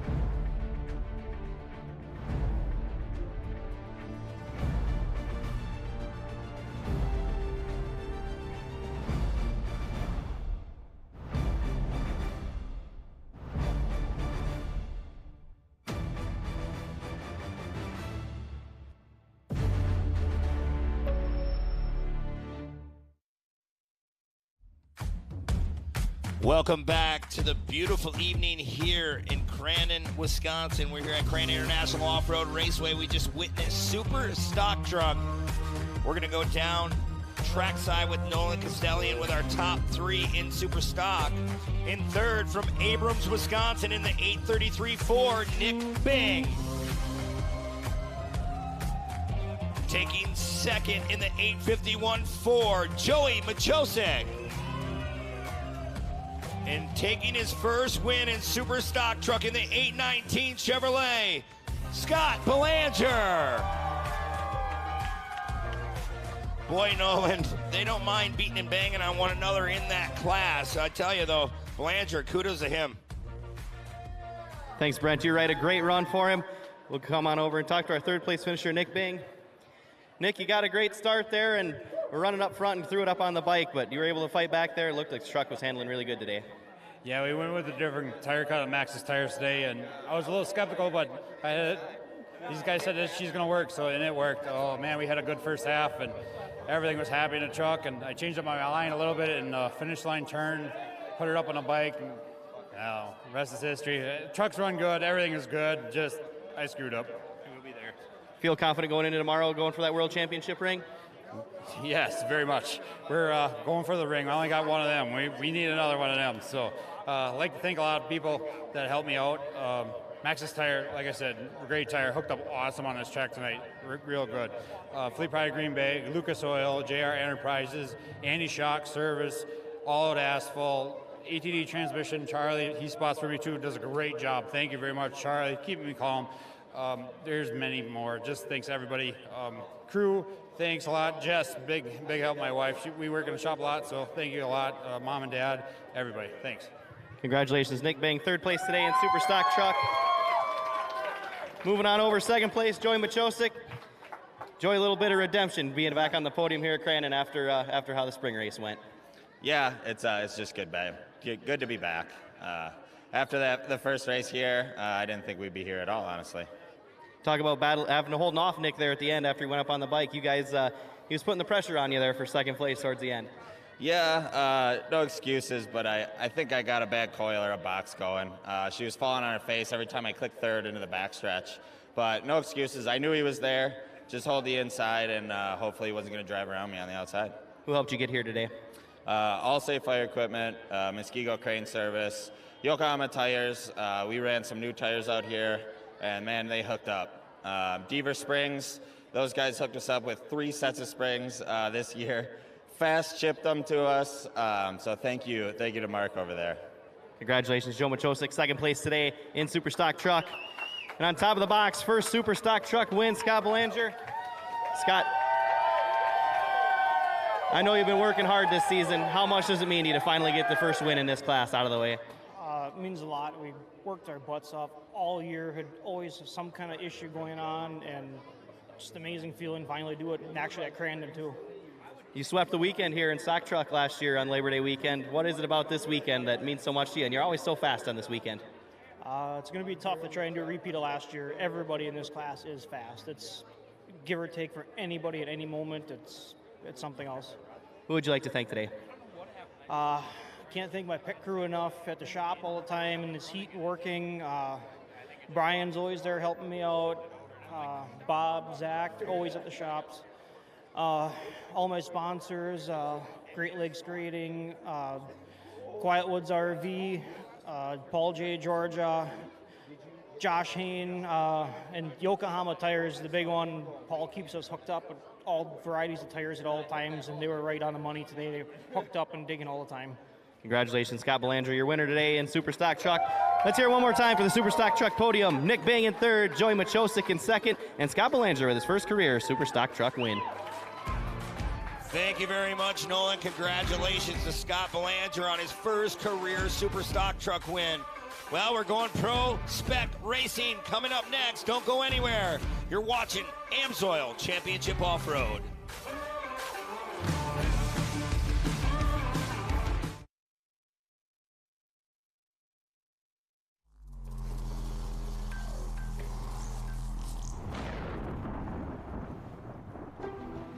Here we go, Shane. They're going to be side by side climbing the hill. Greaves had the better run off the high side of Talladega turn, so he'll slide back in front. LeDuc has to go back to the back bumper of Greaves once again. He's going to look to the inside of the top of Ziegler can't turn. They make some contact. Yeah, wheel-to-wheel contact. Kyle's going to have that inside line, but Greaves will have the preferred position on the inside off this jump. Man, LeDuc just about carried both of those guys all the way down to the K-rail. Now he's going to try to cross him up in turn one and get the inside run. Wow, great driving by these two drivers. Watch Kyle LeDuc. If I know Kyle LeDuc, he's going to try to set him out outside, inside. Greaves knows it's coming. Look at LeDuc go to the bottom side once again. He'll pull alongside for a moment. Greaves has the momentum, and Greaves is going to slide back in front of LeDuc as they go into the split lane.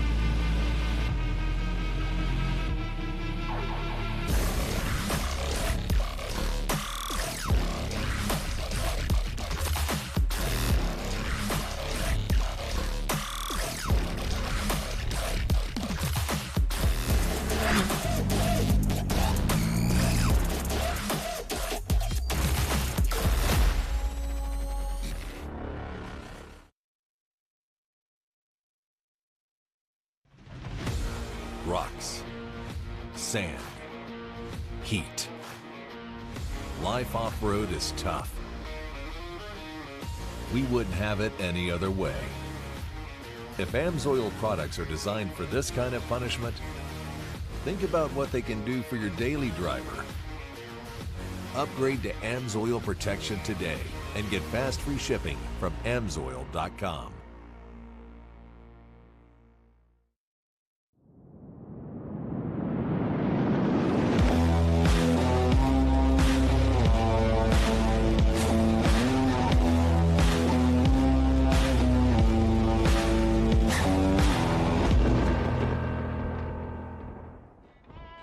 Back to Crandon International Raceway. You see, night has fallen here in northern Wisconsin. We're going pro spec racing next. These are the V6 compact trucks. 4 drivers in the field, but this has been very exciting racing all season long. Our starting grid for this one, Gray Ledbetter from Morganton, North Carolina, starts on the pole. Alongside Gray will be Nick Visser. He's from Summit Lake, Wisconsin. Then in row number 2, yesterday's second fastest qualifier from Tomahawk, Wisconsin, Easton Sleeper. And your top qualifier from Seymour, Wisconsin, Chris Vandenelzen. Yeah, there's only 4 trucks, but very competitive trucks in this class.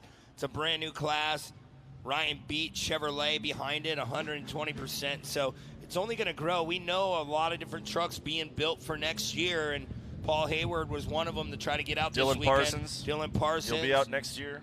Yeah, it'll get good. It's going to be fun to watch. It's interesting. It's a brand new class, so keep an eye on Gray Ledbetter. She's going to lead them to the green flag. Right away, she took off, so immediately at that first cone, she's going to jump out to the early race lead over Visser here. Yeah, look at Easton Sleeper not wasting any time trying to go on the inside of Visser. Yeah, Sleeper was very close to the top qualifying time of Chris Vandenelzen in yesterday's qualifying session, so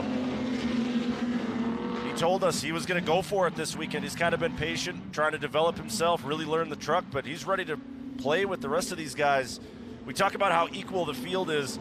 Nick Visser, 4 wins this year. Gray Ledbetter, 3 wins. Chris Vandenelsen, 3 wins. So nobody's running away with this one. You just hear him dipping in and out of that throttle on our camera. Yeah, just trying to find that edge where you can get some traction. It's Easton Sleeper leading. He is a 2-time mod kart champ. Made the big jump up into the Pro Spec trucks, and he's looking very good out front. Yeah, there's Easton Sleeper doing what he needs to do in that number 13 Mako Tools ride.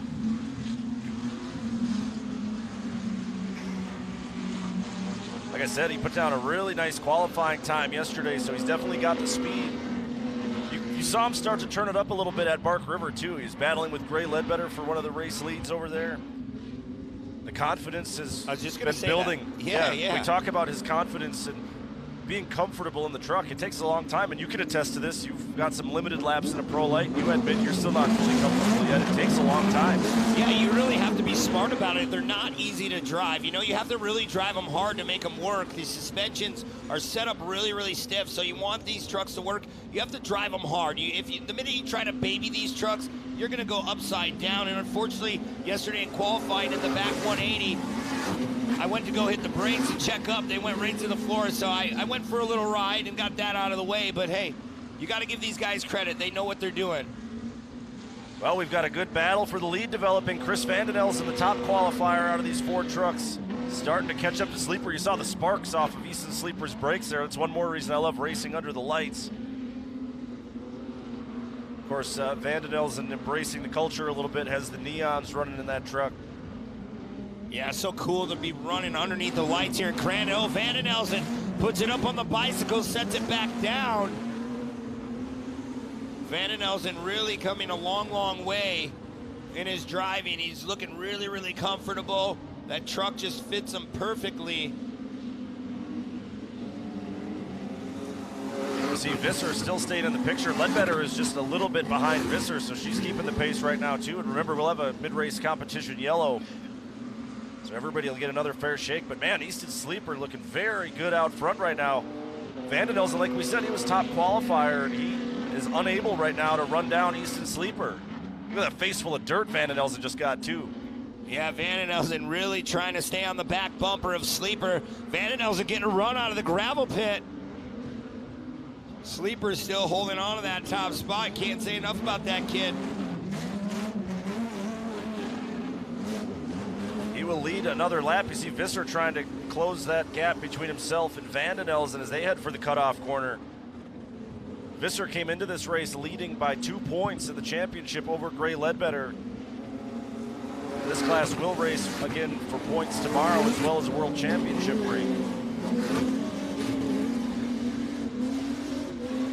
So cool hearing those V6 motors, those Chevys just trying to run it off the limiter, driving it deep in the gravel pit. You see those sparks coming off the front of Easton Sleeper. That's just how heavy the braking is on these trucks. Uh-oh, there might be some trouble for Vandenelsen. He's off the pace and pulling off to the side of the track.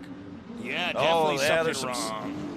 I can't tell if that's smoke or if the underbody light there is just illuminating some dust, but definitely trouble for Chris Vandenelsen. His day is done. Yeah, the caution flag's out. We'll have to wait and see. No, that's the mandatory competition caution, the halfway point. So Vandenelsen, there he is in the 66. Tough break for him. Definitely one of our favorite people back in the pits, that whole team and family.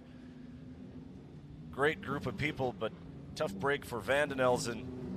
As you see the points coming into this round 11 race, like I said, Visser had a 2-point lead over Ledbetter, and he actually gained a point by finishing second on that first half run, so 491 to 488 unofficially at this point in the point standings. We talked about the parity. 3 of the 4 drivers have already won. They've split the 12 wins, or 10 wins so far as equally as you can. Ledbetter has 4. Or Visser, excuse me, has 4. Ledbetter and Vandenelsen 3 wins apiece. The only one of the 4 that hasn't won one yet is Sleeper, but he is looking really good. Yeah, absolutely. I think this is his day. He really just needs to keep focusing forward. He's hitting his marks. The truck's really, really quick. He's been in this spot so many times in mod kart, though. I mean, sure, the kid's still in high school, but he's been here. He knows how to win races. He knows how to win championships, so I don't think the stress of this moment is going to get to him whatsoever.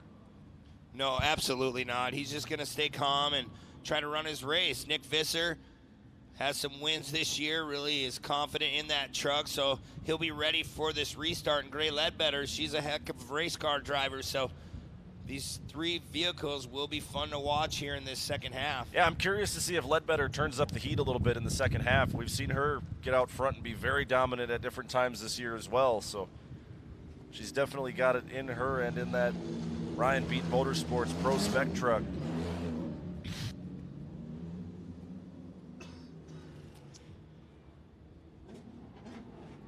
Well, Easton Sleeper going to bring him around for this restart.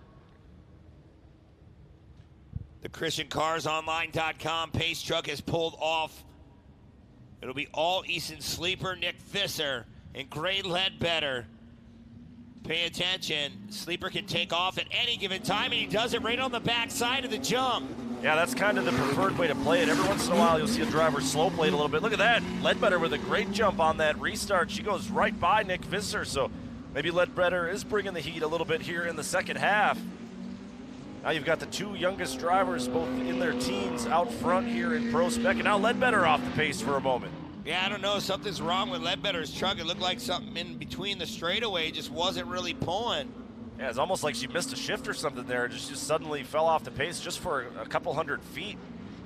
She's back on the loud pedal now and holding on for dear life over Visser. Yeah, I don't know what happened to Visser on that restart. Ledbetter pretty much just walked right past him. Yeah, Ledbetter just holding on to that spot.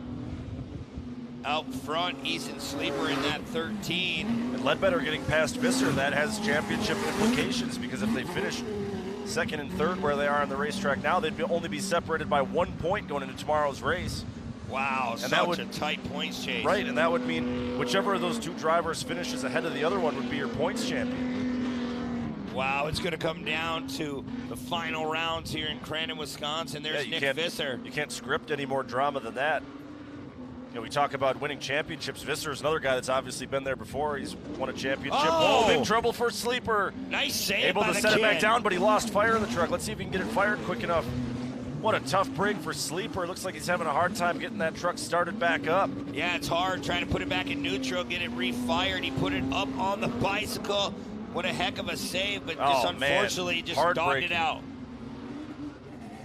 It's hard not to root for the kid and how far he's come from Anigo back in round one to where he is now, and he looked to be in control of this one. Like you found out in qualifying in the Pro Light, though, it's easy. You hook an edge a little bit. That can cost you your good run that you had going. As Ledbetter landing a little bit off kilter there as well. Yeah, Gray Ledbetter really bonsaiing off that flyaway jump, and yeah, you're right. They really like to hook. You have to stay in the throttle. You have to really not baby these trucks. You have to drive them pretty hard. As Ledbetter coming to what will be our finish line jump. What about a half a minute to go, and still the green flag's out. Yeah, that'll be 2 laps to go for Gray Ledbetter. So now with Sleeper out of the way, Ledbetter, if she wins this race, her and Visser will be tied going into tomorrow. You can't, how much more drama could you possibly script than having a tie for the points lead coming into the final round? But that's what we're staring at right now. If this result holds up,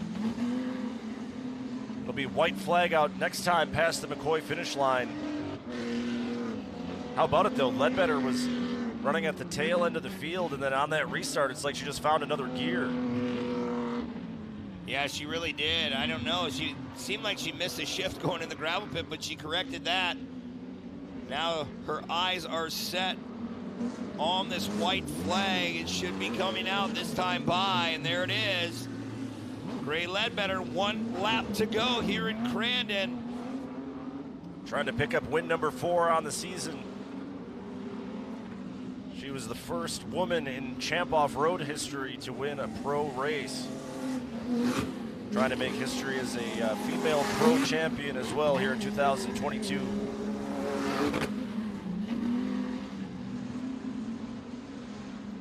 She just has a couple more corners to go. Yeah, it looks like she was off the pace. Hey, that motor don't sound too in tune right now. I don't know if something's going on with Gray's Oh, man, drop. we might have some high drama here in the final turn. Did you hear that too, though? I thought I picked it out as well. Something might not quite be right on that number 28 truck, but she's just got to make it through one more turn here. She's going to play defense down on the bottom, and Gray Ledbetter is going to take the win here in round 11. Visser second, and by my math, that leaves them tied entering tomorrow's round 12 race. So a world championship ring on the line, and then whichever of those two drivers can beat the other one on the track tomorrow will be your prospect champion here in 2022. We'll step aside for a few moments. When we come back, it'll be Brenton Nolan in the booth. And I got to go get suited up for my Class 11 race a little bit later on. So, Brent, best of luck to you the rest of the way out. We'll step have aside. fun, buddy. Make sure you tighten down those belts. You're going to be co-riding. You got it. Fun. I'll be careful and I'll try to have fun. We'll be back after this. This is Amsoil Championship Off-Road.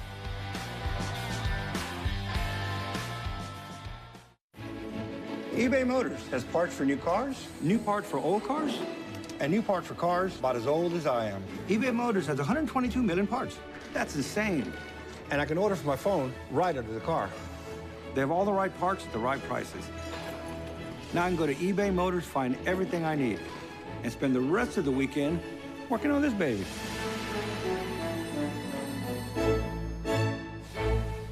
Let's ride. Nitro Rallycross, cars that fly and tracks that thrill, is coming back to Minnesota, October 1st and 2nd. The world's best drivers will strap into Rallycross's fastest new race cars and battle head-to-head at ERX Motor Park in Elk River. Watch American icon Travis Pastrana take his electrifying FC1X up against Formula One legend and champion Jenson Button. Nitro Rallycross delivers 2 full days of extreme racing excitement. For more info, visit nitrorallycross.com.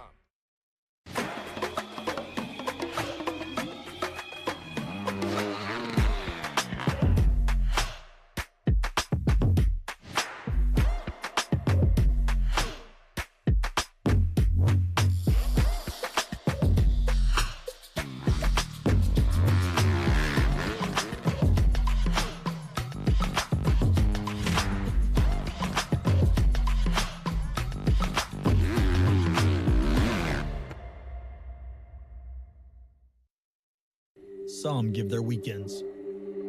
Some devote their entire lives. All we need are the moments of courage, of resilience and ingenuity, devotion, integrity, selflessness and excellence. Full-time, part-time, in or out of uniform. All we need is the best of you. How many moments can you give? It's your Uncle Cooper. Your SUV is a multi-purpose tool, like a corkscrew fish scaler. And that means your tires should be multi-purpose too. Like these Cooper rugged Treks. They're tough, but also run smooth as butter. And with dual sidewalls, it's like having a multi-tool that can look like a completely different multi-tool. Don't take that idea, by the way. I'm gonna patent it. Go with the Coopers. Cooper!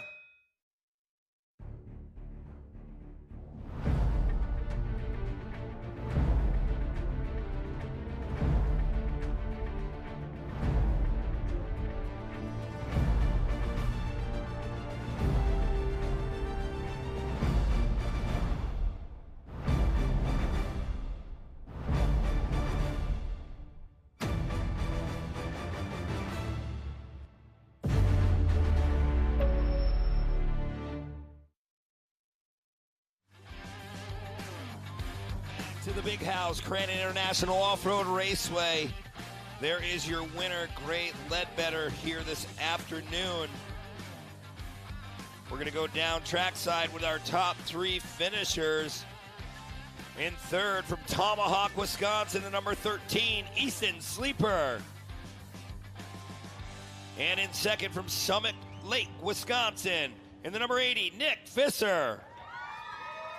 And taking your win in the Chevrolet, the number 28, Gray Ledbetter. Another great pro spec race. Nolan, take it away, bud. Thanks, Brent. You're right. A great race indeed. This class is so competitive. Getting a few pictures taken. Sneak on over our third place finisher here, Easton Sleeper. Easton, not the result you wanted, I'm sure, but man, you sure showed the pace out there today. How good did it feel to have that much speed at the big house? Oh, yeah, it was great. I mean, having so much speed at the big house, I mean, what can I say?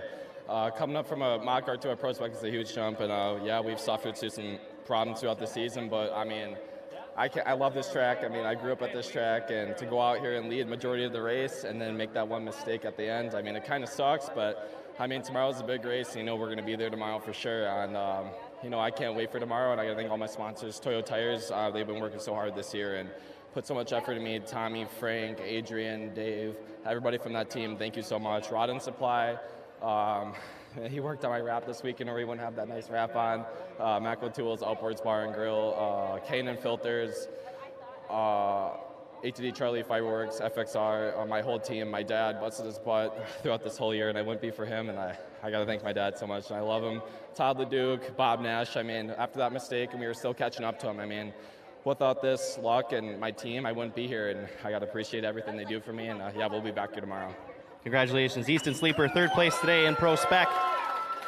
Moving on over, second place, Nick Visser. Nick, I know you always like to be on the top spot, but a second place today, looking at the bigger picture, going into tomorrow for this points championship, what are we thinking? Yeah, just happy to salvage what we had. I really didn't have much for these guys tonight. We've been battling some bite issues and just trying to learn some more. We were battling there, and went to shift down, and it got stuck in fourth gear, and that's just what it was left with. So it was all right down the back stretch, but coming to the corners was a little tough. But just want to thank these guys. It's been a good year of racing. Everybody's putting in so much effort and so much pressure with just four of us. And I just want to thank Chevrolet and Champ for getting this class going, and Ryan Beat for doing this class. And it's going to be a fun class. A lot of people coming into it next year. Next people I want to thank is just all my crew that busts their butts, and family that comes out, and everybody that supports us. Family or friends are all family here. And all you fans that come out here, can't thank you guys enough. Also, Yokohama Tires, Builder Service, Parsons Chevrolet, Bug Tussle, Beta Custom Apparel. Thank you, Vets, Kristen Ambrose team, everybody else that helps us out, all the contingency sponsors, and everybody else that's here. Thank you. Congratulations, Nick Visser, second place today in Pro Spec. And on top of the box, Gray Ledbetter. Gray, it seemed like you just one at a time picking them off on that one. Was patience the name of the game coming through the field today? Absolutely. I mean, like I've said all year, this class is all about consistency, and one mistake can be a big deal. And you can see that again tonight, but I don't know, I just try to keep my head down, try to stay calm as much as I can. The pressure is really on coming into these last two rounds. I originally thought we were only going to get one round, so when I heard there was two, I was kind of relieved, but at the same time, it can also be good or worse. So I don't know, just try to keep calm and do the best I could, and we ended up with the win, and I couldn't be happier, and we'll see what happens tomorrow. But I can't thank everybody who helps me enough, Bill Steen, Chevrolet, Ryan Beat, most importantly, and everybody with them, Dave, who does prodding, my dad especially, Bill Steen, Chevrolet, Toyo Tires, Lucia Goyle, Monster Energy, ReadyWise, probably other people that I've forgotten. Toyo Tires, I don't know if I've said them, my dad, my parents, most especially, National Pediatric Cancer Foundation, and just everyone else who helps me. Thank you. Congratulations, Gray Ledbetter, your winner today in Pro Spec. Let's hear one more time for the Pro Spec podium. Easton Sleeper in third, Nick Visser in second, and your winner, Gray Ledbetter. Thank you very much, Nolan. Congratulations to Gray Ledbetter. Coming up next, we have Super Buggy. You're not going to want to miss it. Don't go anywhere. You're watching AMSOIL Championship Off-Road.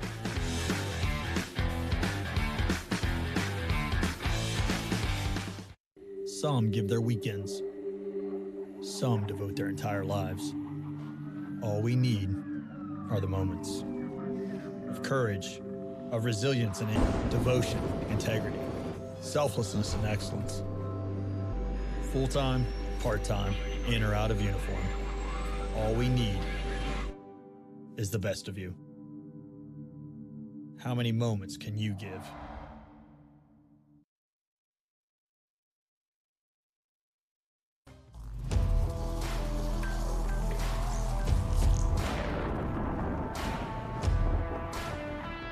Vulture's going to set up outside.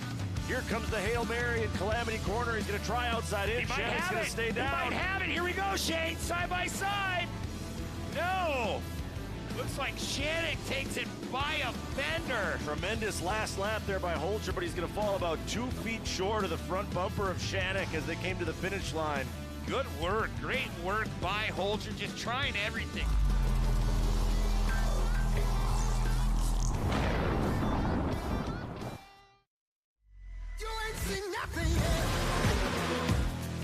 Yeah, I got that right turn. We're good. Meet up at the compound group up. At 10-4. Oh, that jump was huge. Yeah, for sure, dog. Good little driver, straight on through.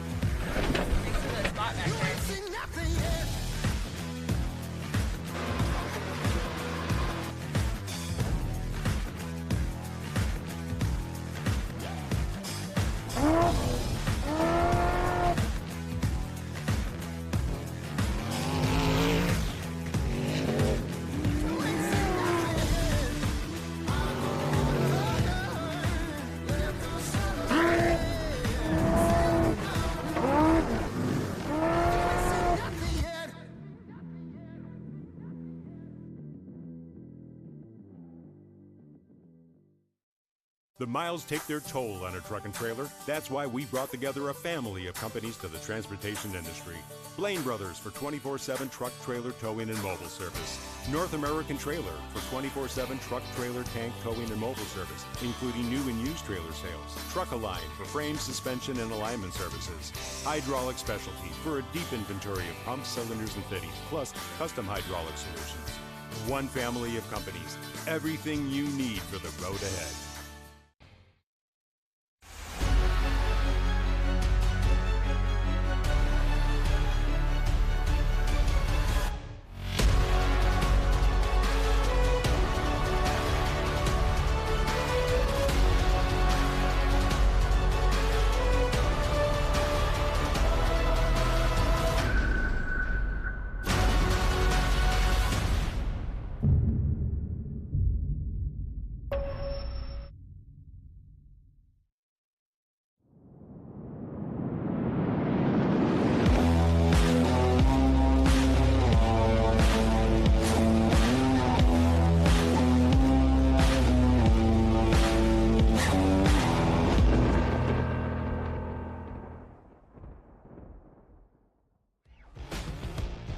Welcome back to the night racing here in Crandon, Wisconsin. You're watching the 53rd annual race weekend. I'll tell you, this event has been so over the top, just phenomenal work going into this weekend. Polaris, big sponsor on board for this 53rd annual weekend, and we're about to go super buggy racing. 22 cars coming out in front of the crowd. Nolan Castellian still trying to make his way up to the booth. Shane's going in the back to run in a Class 11 car here shortly as we'll go through our running order. Mark Steinhardt on the pole, then it's Michael Meister in the 94, Billy Booth, Dale Eberts, Mike Kirkham, Michael Hester from Orlando, Florida in the Chevrolet, Ryan Schwabe as well as Larry Jobe. It's 9 through 22, Corey Fisher, Dave Van Elsen, Kia Graff, Cole Bernier, and we're about to go green flag racing. Steinhardt gonna take him to the green. Here we are. How's it going, buddy? Good, Brent. How are you doing, man? Good, good. Here we go. Green flag flies under the lights. Good start there for Mark Steinhardt, getting into the lead over Meister as they go down into the gravel pit. Meister goes a little bit wide. Looks like he might be looking for an outside in move. Yeah, definitely the track looks to be in prime shape. They didn't throw a lot of water down because the moisture stays in the track as we go night racing. Meister really looking at another outside in move here. He's really trying to set up Steinhardt, who's running a good line right now, but Meister seems to be a little bit quicker and just looks for a way around. Yeah, it's really, really challenging. First you got to get to him, and then you have to think about trying to work your way around. And I call these guys both veterans in the class. Michael Meister, just a phenomenal race car driver. And then Mark Steinhardt, he's been around since I've been in diapers. Yeah, you can't say enough about Mark Steinhardt and his experience in these buggy classes, and it really shines through. He ran in the single buggy class forever and moved up to super buggy a couple years ago, and the experience carried right over and shows a lot of speed. Yeah, absolutely. It's so cool to see as local yellow in the ground.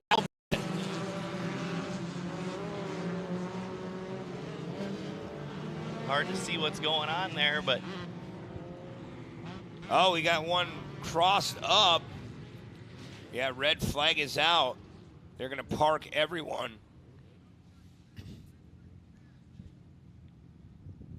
hard to tell on our sheet here who that driver is. Yeah, I don't know. All right, well, we're going to take a step aside, and we'll be back, and we'll figure out who is sideways on the racetrack. Don't go anywhere. You're watching the Super Buggy Division here at AMSOIL Championship Off-Road.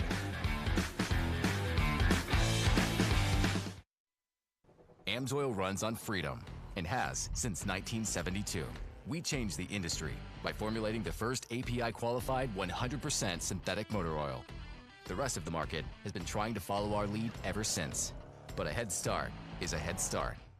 We punish our products firsthand in our world-class laboratories and beyond, because some things can't be learned from a test tube.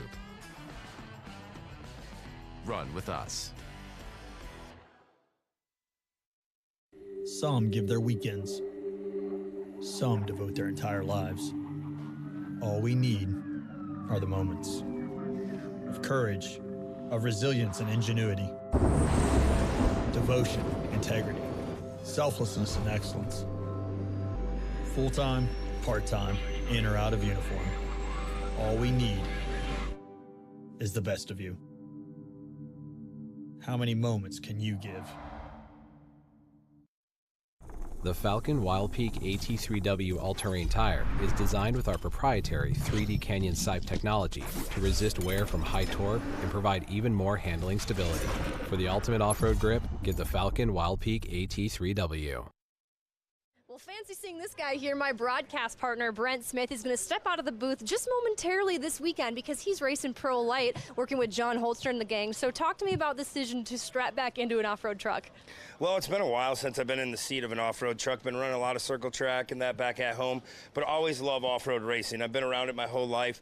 Just wanted to get back in the saddle and get to try it out again, and John Holster Racing really put me in a great opportunity to get to drive a Pro Light truck. So here I am at Crandon. We got some testing time at Crandon right after Bark River. Got 4 laps with the truck, so it was really hard to dial it in, but it's good equipment. Been working really hard at it, just watching a lot of video, trying to get my head on straight to run it really, really hard, but yet protect your equipment. So, here we are at Crandon again, and it's cool that I get to strap in the seat of a truck again, because it's been, I can't even think, probably 10, 11 years since I've been in an off-road truck, but run sprint cars back at home and modified cars back at home, so it kind of keeps my driving up in the air. But here, get back in the seat of a Pro Light, it's so cool. You're on the edge. You really have to pick your marks and hit your spots, because you can get in trouble really easy. Well, I know you are such good friends with not only the Holters, but so many people back in these pits. And not only that, but your brother is back with you as well, Brock Smith, helping work on this machine. So is this triggering many memories from the past and racing together and just the camaraderie of being back on this side of the facility for an event? Yeah, it's awesome. And my twin brother and I, we've been talking about off-roads our whole life. We've been coming to Crandon since we were 3 years old. So it's just been a really big push to get back into a truck. And the funding, obviously, it's hard to get good funding. But with Holgers, they come through and they asked me if I wanted to drive one of their trucks. And we've talked on and off, and they're giving me a great opportunity. So now that I'm here, it's cool, from being in the broadcaster booth to now driving. This is where I always wanted to be. I always wanted to be back in the seat, and they're giving me a great opportunity. I can't thank the Holgers enough. Yokohama Tire. Even Chad at Victory Signs been helping us out, VP Fuels, and just everyone that's come together. Holger Racing, it's not easy. Everybody knows that. But at the same time, I get the opportunity. I'm going to try to do the best I can. And now I'm equally as excited for you as I am for our friend Nolan Castellian, who's going to be filling in for you in the booth. How excited were you when you found out that he is going to be your temporary replacement as you're out on track? And how do you think he's going to do? No, he's going to do wonderful. The kid just lives and breathes this sport, just like I do, just like Shane does. So we cover each other. I'm not worried about it. They'll take off where they need to, and I'm excited to get back in the truck. And it kind of bugs me not to be in the booth, but at the same time, I know we got a great group. that can pull everything through. So it's going to be really cool for Nolan. At the same time as I get to drive a truck, he gets to get in the booth with Shane and you. So anything can happen at Crandon, and I'm glad that we're getting to do this. And maybe it's too soon to be asking this, but I gotta know. Can you tease these fans what your plans might be for next season? I don't know right now. It's all up in the air. I mean, we're getting the opportunity to run the Pro Light this year, but I do have a Pro 2 at home, and just we got a motor now and looking for the transmission and the underdrive for it. We have some things in the works, so we'll see how the off season goes, and we're going to be pushing hard to try to get into Pro 2 next year. So that's going to make for a busy off season, but not only that, you're going to be finishing up your sprint car season and the modified as well in your business. So what does an off season look like for Brent Smith? I don't know. I always try to stay busy. I mean, just mentally, just try to stay focused on what you're doing at the time you're doing it. I mean, sprint cars, modifieds that I'm running up north, I mean, they're fun. Sometimes I get in the car, I'm like, okay, what side the shifter on? Because I just switch car to car. But at the end of the day, you just adapt to what you're in, and I just love the drive. I love the race. I love to be here, and this sport's just over the top, so I'm just glad I get to do it. Well, again, this is our race analyst for AMSOIL Championship Off-Road, Brent Smith, in the Pro Light this weekend.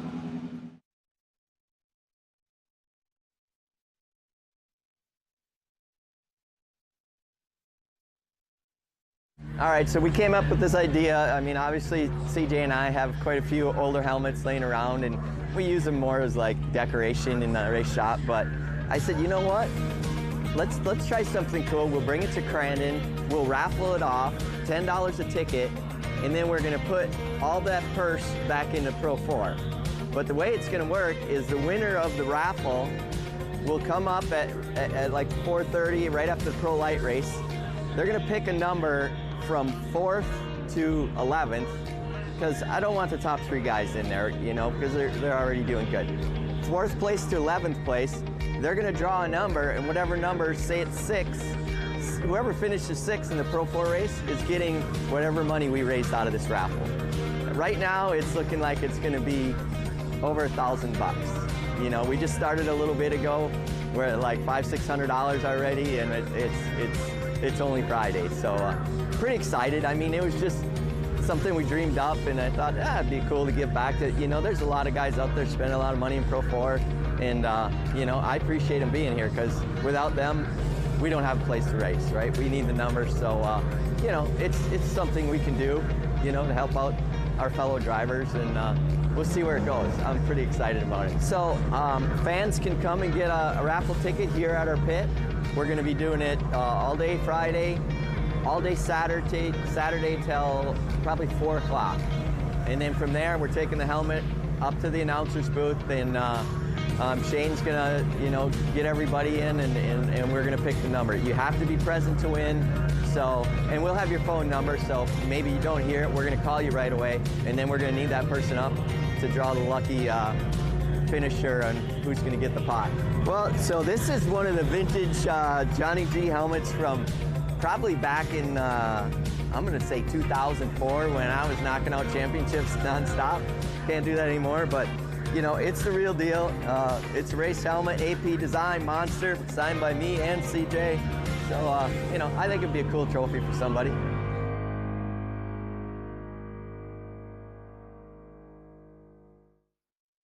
The Earth is 70% water and 30% land. But the entire sky belongs to us.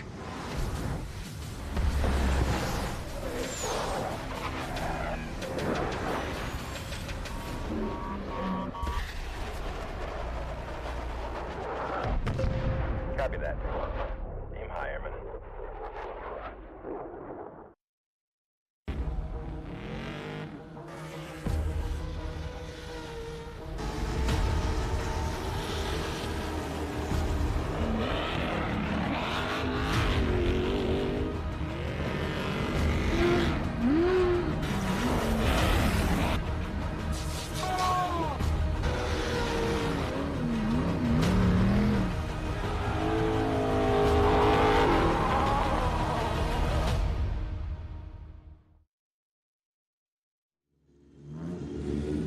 Welcome back to Crandon International Off-Road Raceway. I'm Brent Smith alongside Nolan Castellian, and we are under a red flag here for a little bit. Now we're rolling these cars through, so Tell everyone what went on. Yeah, we had a car outside of the gravel pit. We had a bit of an issue. We weren't able, unfortunately, to get a car number or an update or anything on that, but as soon as we get information, we'll pass it along. But right now we're getting ready to roll back into some super buggy racing here with Mark Steinhardt and Michael Meister up front.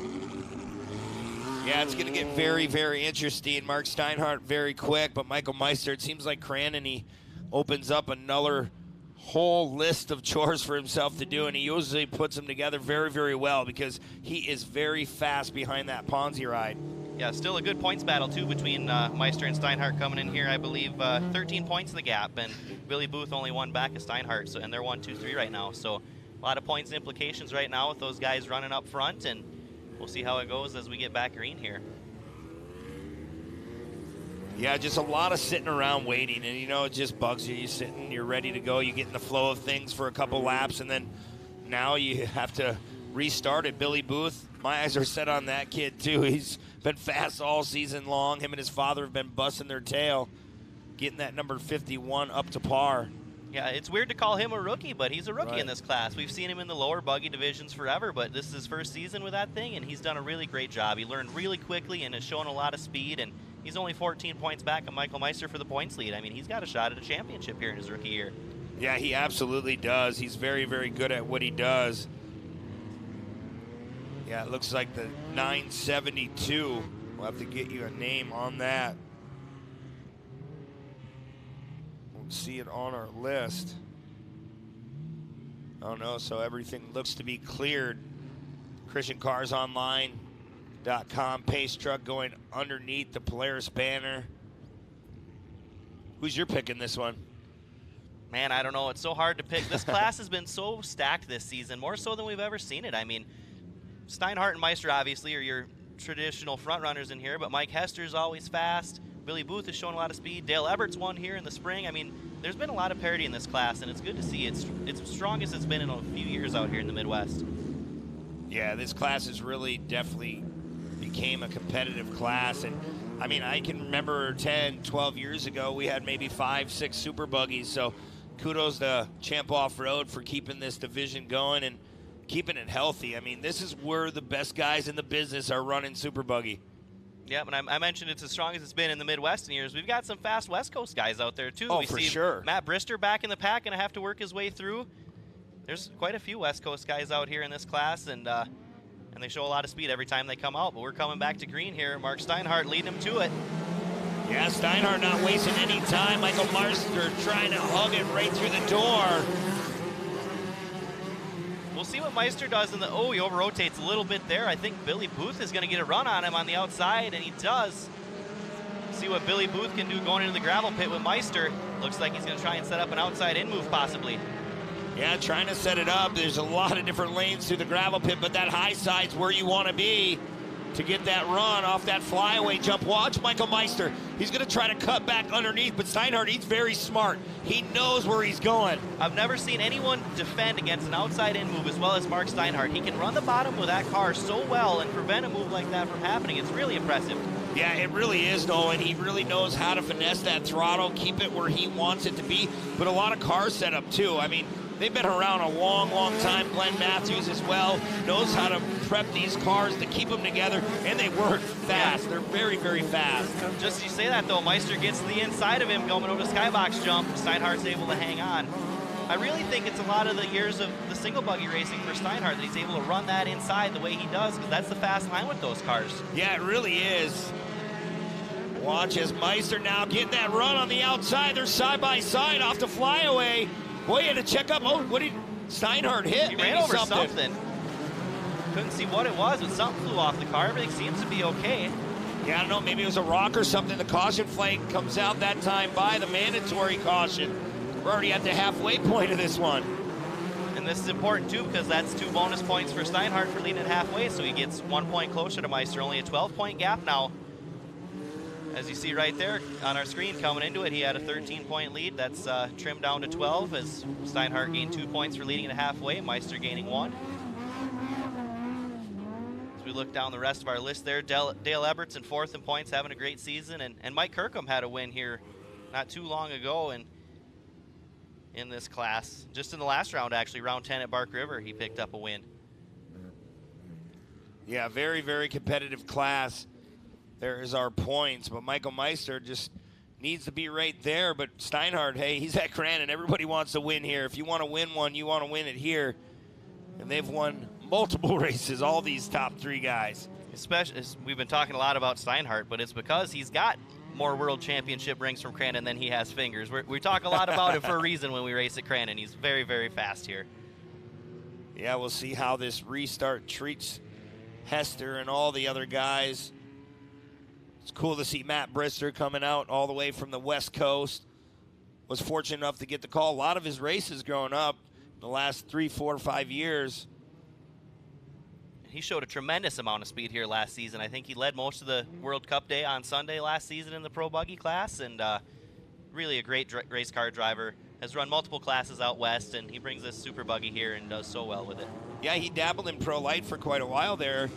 It'd be nice to see him back in a truck someday. As we're about ready to go back, green flag racing. You look at our time clock up in the left-hand corner, about 2 minutes and 50 seconds left in this one, and that clock goes down pretty quick.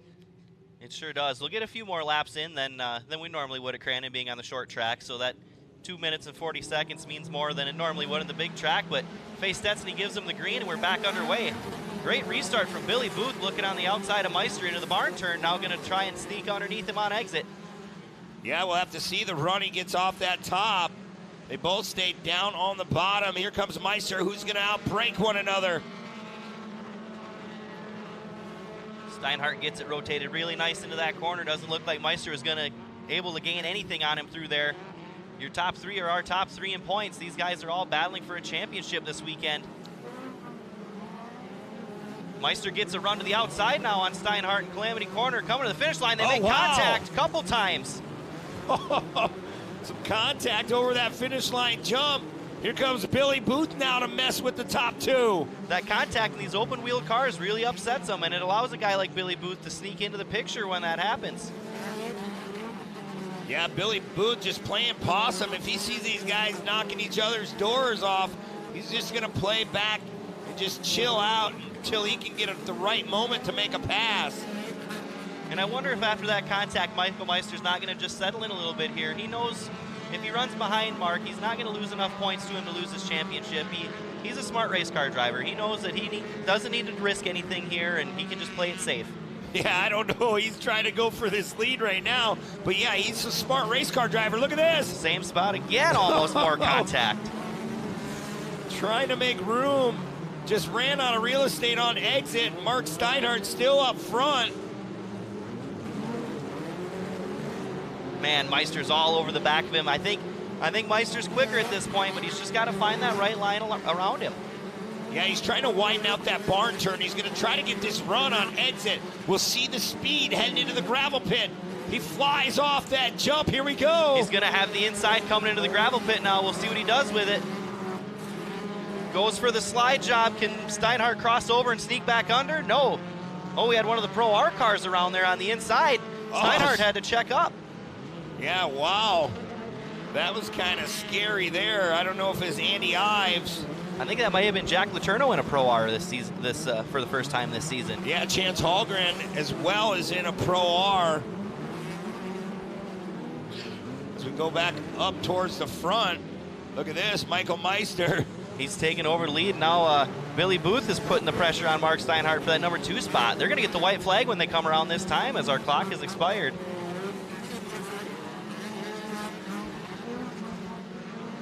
Wow, flying off that jump. Steinhardt under the lights here in Crandon.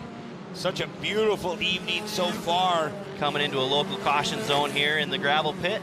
Everybody sneaks by on the bottom, and we're back to racing.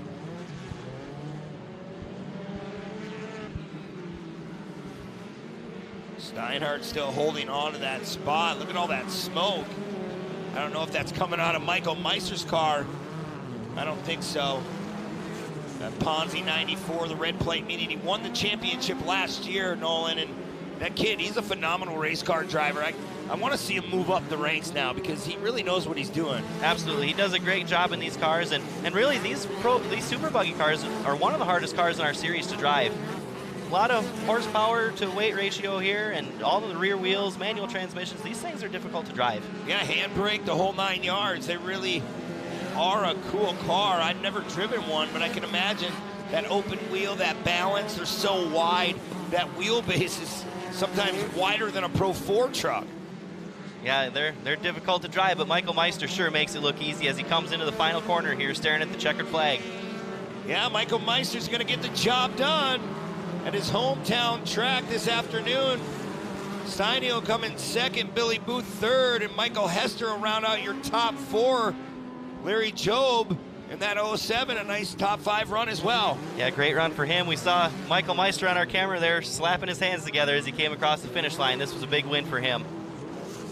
Well, we're going to step aside here for a few moments, and we're going to go down to the podium with our top 3 finishers right after this. You're watching AMSOIL Championship Off-Road.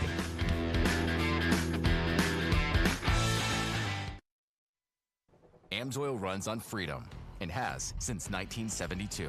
We changed the industry by formulating the first API-qualified 100% synthetic motor oil. The rest of the market has been trying to follow our lead ever since. But a head start is a head start. We punish our products firsthand in our world-class laboratories and beyond. Because some things can't be learned from a test tube. Run with us. Some give their weekends. Some devote their entire lives. All we need are the moments of courage, of resilience and ingenuity, devotion, integrity, selflessness and excellence. Full-time, part-time, in or out of uniform. All we need is the best of you. How many moments can you give?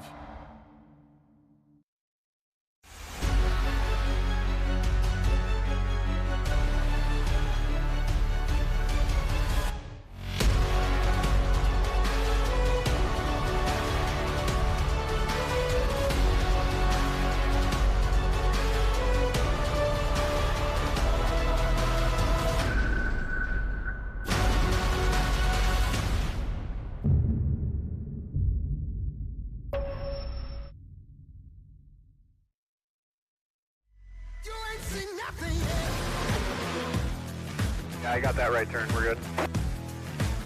Meet up at the Crandon Group F. That's turn 4. Oh, that jump was huge. Yeah, for sure, dog. Good little driver, straight on through.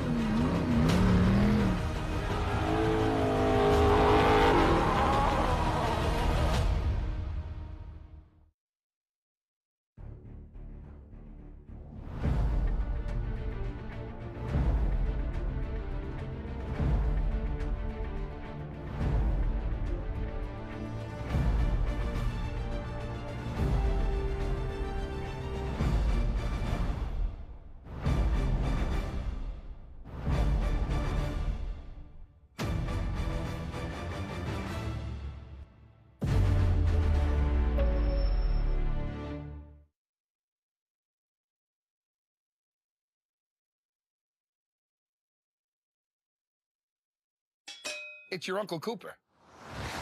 Your SUV is a multi-purpose tool, like a corkscrew fish scaler. And that means your tires should be multi-purpose too. like these Cooper rugged Treks. They're tough, but also run smooth as butter. And with dual sidewalls, it's like having a multi-tool that can look like a completely different multi-tool. Don't take that idea, by the way. I'm gonna patent it. Go with the Coopers. Cooper.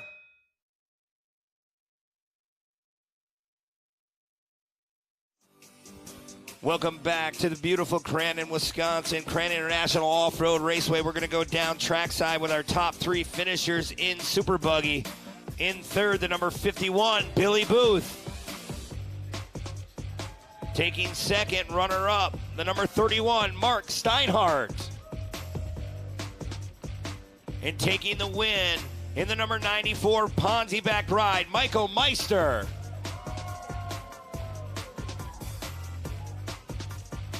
Well, Nolan, another great race in Super Buggy. Glad you made it down there, buddy. Thanks, Brent. I'm a little out of breath, but I made it. Billy Booth actually beat me to the podium, so he's faster than one guy out here today. We'll go talk with him. Billy, third place finish today. Another great run for you in Super Buggy here, and going into the last round tomorrow, you kept these two close in the points. They were able to pull away a little bit, but with this many cars this weekend, anything can happen tomorrow. Yeah, anything can happen. I knew when Mike drew that too that it was going to take something. You know, they don't make mistakes, and it was going to take one, which was rare. But they got together a couple times. I'm like, oh, let's go, and they held on. But no, it was a good run. That track was super fast, super rough. I was bottoming out over every jump and starting to have to lift a little bit. And I had a little altercation on the gravel pit. Having all those restarts, having to do Delaware first time this year. You mentioned all the 20 cars we have, so a ton of fun. Got to make a couple changes for tomorrow. Otherwise, that car is going to be bent if I keep doing that. So, but anyway, I had a lot of fun tonight, and racing under lights is pretty cool. Who would you like to thank today, Billy? Yeah, a lot of people. Mitchell Miller's Tear-Offs, Alterra Machine Tool Champion Race Oil. We have a ton of people on this weekend. I think Mom's feeding 30 people tomorrow.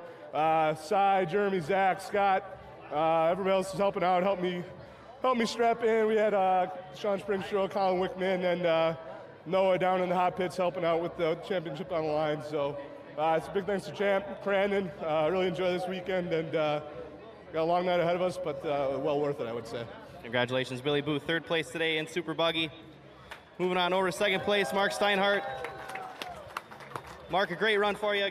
Led early, led it halfway, gained a point there, but lost a few back when Michael got around you. Yeah, unfortunately, I needed to beat him, so I knew it was going to be a challenge. We started side by side, and then with those restarts, I thought, well, maybe I'll be able to hold him off. But he's aggressive, and he makes good moves, so it's hard to keep him behind you. You really got to be on your toes. Think you're protecting the lines that you should be protecting, and he makes another one work. So hats off to him. He drove a hell of a race. But good times, good race. Track was excellent. Got to thank everybody that helps me out.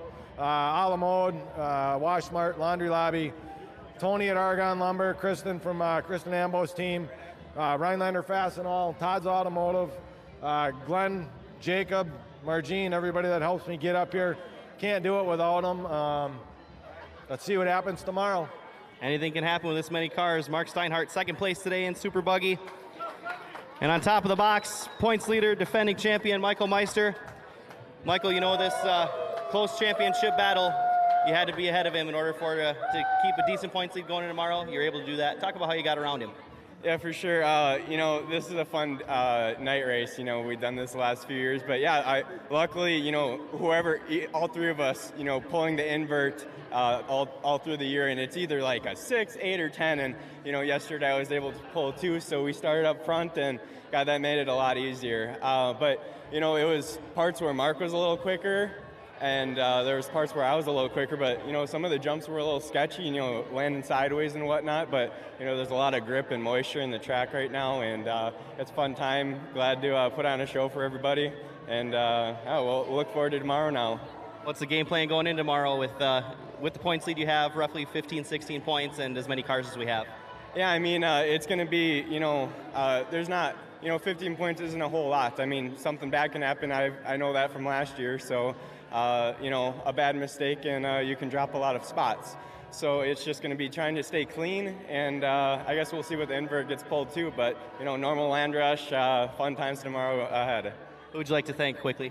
I gotta thank my fiance Caitlin, Brad for keeping me safe on the track out there tonight, and my dad, my Aunt Janine, and Ponce North America, Michael Meister Logging, Fastlane Woodworks, the Bubbler guys down here, Bubbler, Pepsi Boys, everybody. Thank you very much, Hobbytown Revolution Raceway, the track, everybody putting it on. Thank you. Congratulations, Michael Meister, your winner in Super Buggy.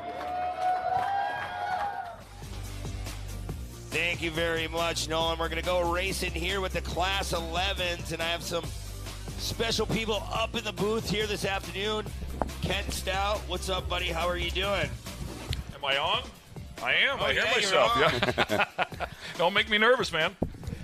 Great to be here, of course, back at the big house. This is fall Crandon. Doesn't get any better than this for sure. And we're about to bring out this class that debuted here a year ago, Class 11. If you've not seen it before, I promise you, you're in for a treat. They came out here, we're like, oh, a bunch of VWs are going to come out here and race. But, they've been racing these things for, better than I do, upwards of 46 years is my understanding. They, and there's so many of these things. I think they're actually running out of them. But I think it was 1955.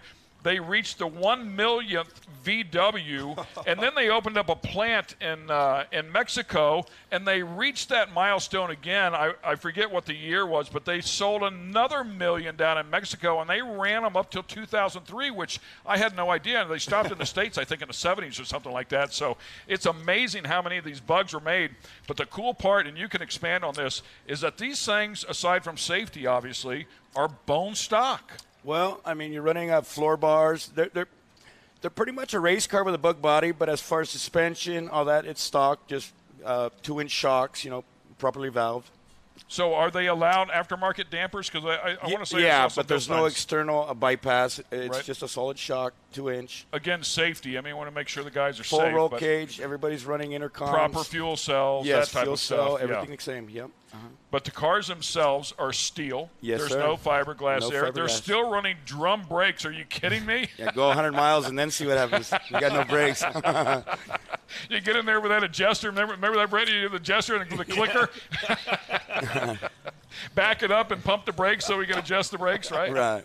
And Great hope stuff, they're there. man. Hope they're there every Great time. stuff. And they come out here and they wheel these things, man. They have a blast with them.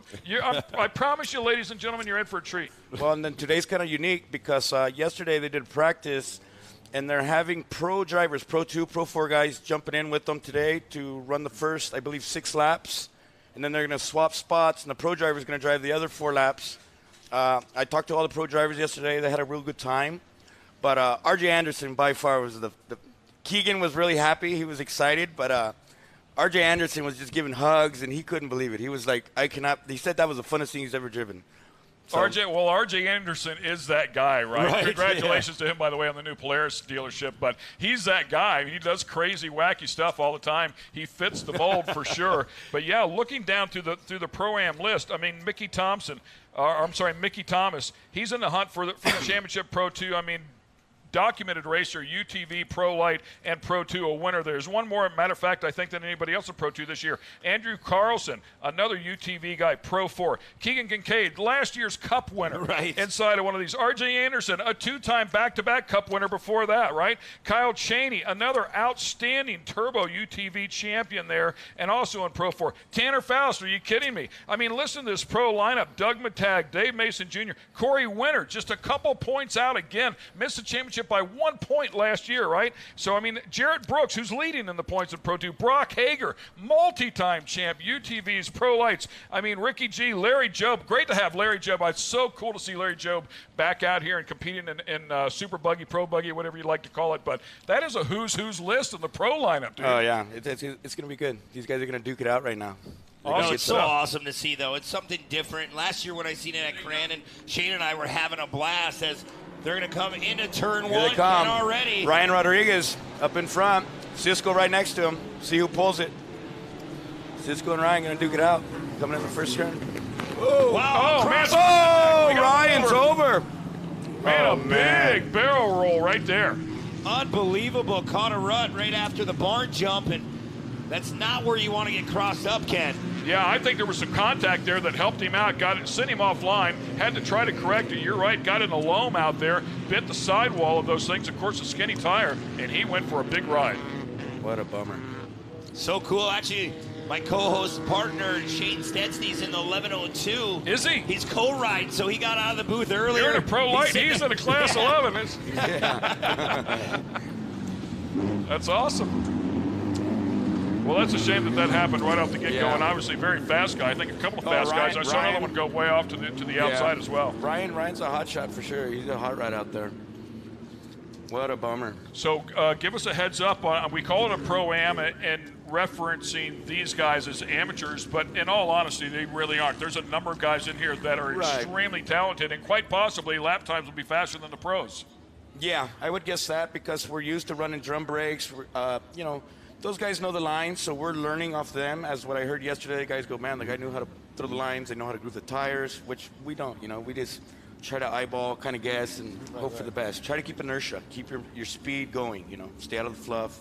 Yeah, we call it, like in kart racing, there's Junior Can, you know, the Yamaha 100s, and it's all about mid-corner speed. You know that all too well in the open wheel racing that you do as well, Brent, and that's what it's all about. We see the safety crew out there immediately, and best in the business out here at Crandon, by the way. I call them the silent heroes all the time. They're right there when you need them. You never hear from them until you need them, and boom, there they are. But getting that one turned back over, that's a good sign. Noah Johnson's off course. Dustin Gabrowski's pulled over there. Hopefully they're okay. So who are some of the guys that we need to watch here? I know Blake Wilkie, certainly one of the big names in the field. You got Cisco Bio, he won it last year. Greg Shapiro, he's out there in the 1142. Greg's a hot rod. He's wild, man. You got Donnie Donovan, 1107. Donnie's wild, you know. He's in the blue car. Rick Boyer, 1167. Rick's been racing like 30, 40 years. He's 67 years old. And he's old as a car? He's tough as nails, man. Rick's like an old school wrestler, you know. He's, I mean, everybody out there, I mean, everybody's going to go for it, you know. There's money. John McMurrin, 1122. He's racing with an actual veteran from Crandon in the car right now. He's part of Veterans Racing Alliance, so they're all about getting vets, helping them race, teaching them to become a professional co-driver, helping them pit, you know. Other race teams, they're just, you know, you got Mark Duche with Warrior Built. They're out there, another veteran group, so. So expand on that a little bit, because it's something that we're seeing something a little different than what the fans have seen all weekend long so far, in the fact that they do put two people inside of these cars from time to time. Yes, you have to run two people all the time, yes. And a lot of guys look for the skinniest guy, right? Weight is everything in these cars. Yeah, right? Yeah. We're not going to get one of these, Ken? I can't even get one, I don't think. I don't know. Hey, the pro light's pretty tight, too, buddy. Yeah. They just slid me down in there, and then I was good, man. If I crashed, I wasn't going anywhere. He's stuck in the truck. Yeah, right. You got John Jones out there, 1158. Is it 1158? Where John Jones, I'm sorry. 1131, I'm sorry. He's at the blue and orange bug. It's a 58 swing axle oval. I mean, I believe it's 56 maybe. I'm sorry. A swing axle oval, explain. Well, it's an old car. It's a swing axle. Most of the cars are newer. They had an IRS rear end, like a buggy, I guess you'd say.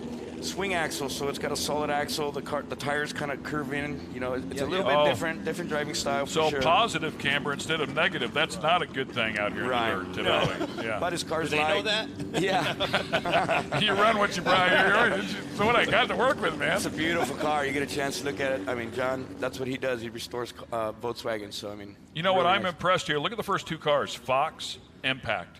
Right off the bat, and I'm not sure what it says there on the third one, Wilkie. But legitimate sponsorship. Yes. This class has taken off. It has grown so quickly here. It's had a resurgence, if you will, and it's really expanded. It's bigger here this year than last year, but the sponsors are climbing on board. Yeah, we've been fortunate. I've been fortunate. Things are changing, you know, but yeah, there's a lot of people have curiosity. They want to know, and you know, anybody can familiarize themselves with the bug, right? I mean, you go anywhere and everybody's happy, right? I mean, it's a Volkswagen. Looks like Skittles out there, right? Yeah, right.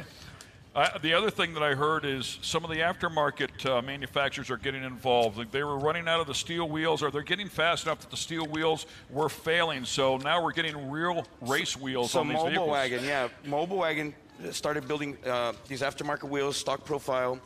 Amazing. I mean, I had a flat at the Mint. I drove 5 miles on a flat, didn't break a bead. Great wheels. They're helping the event, I believe. Great company.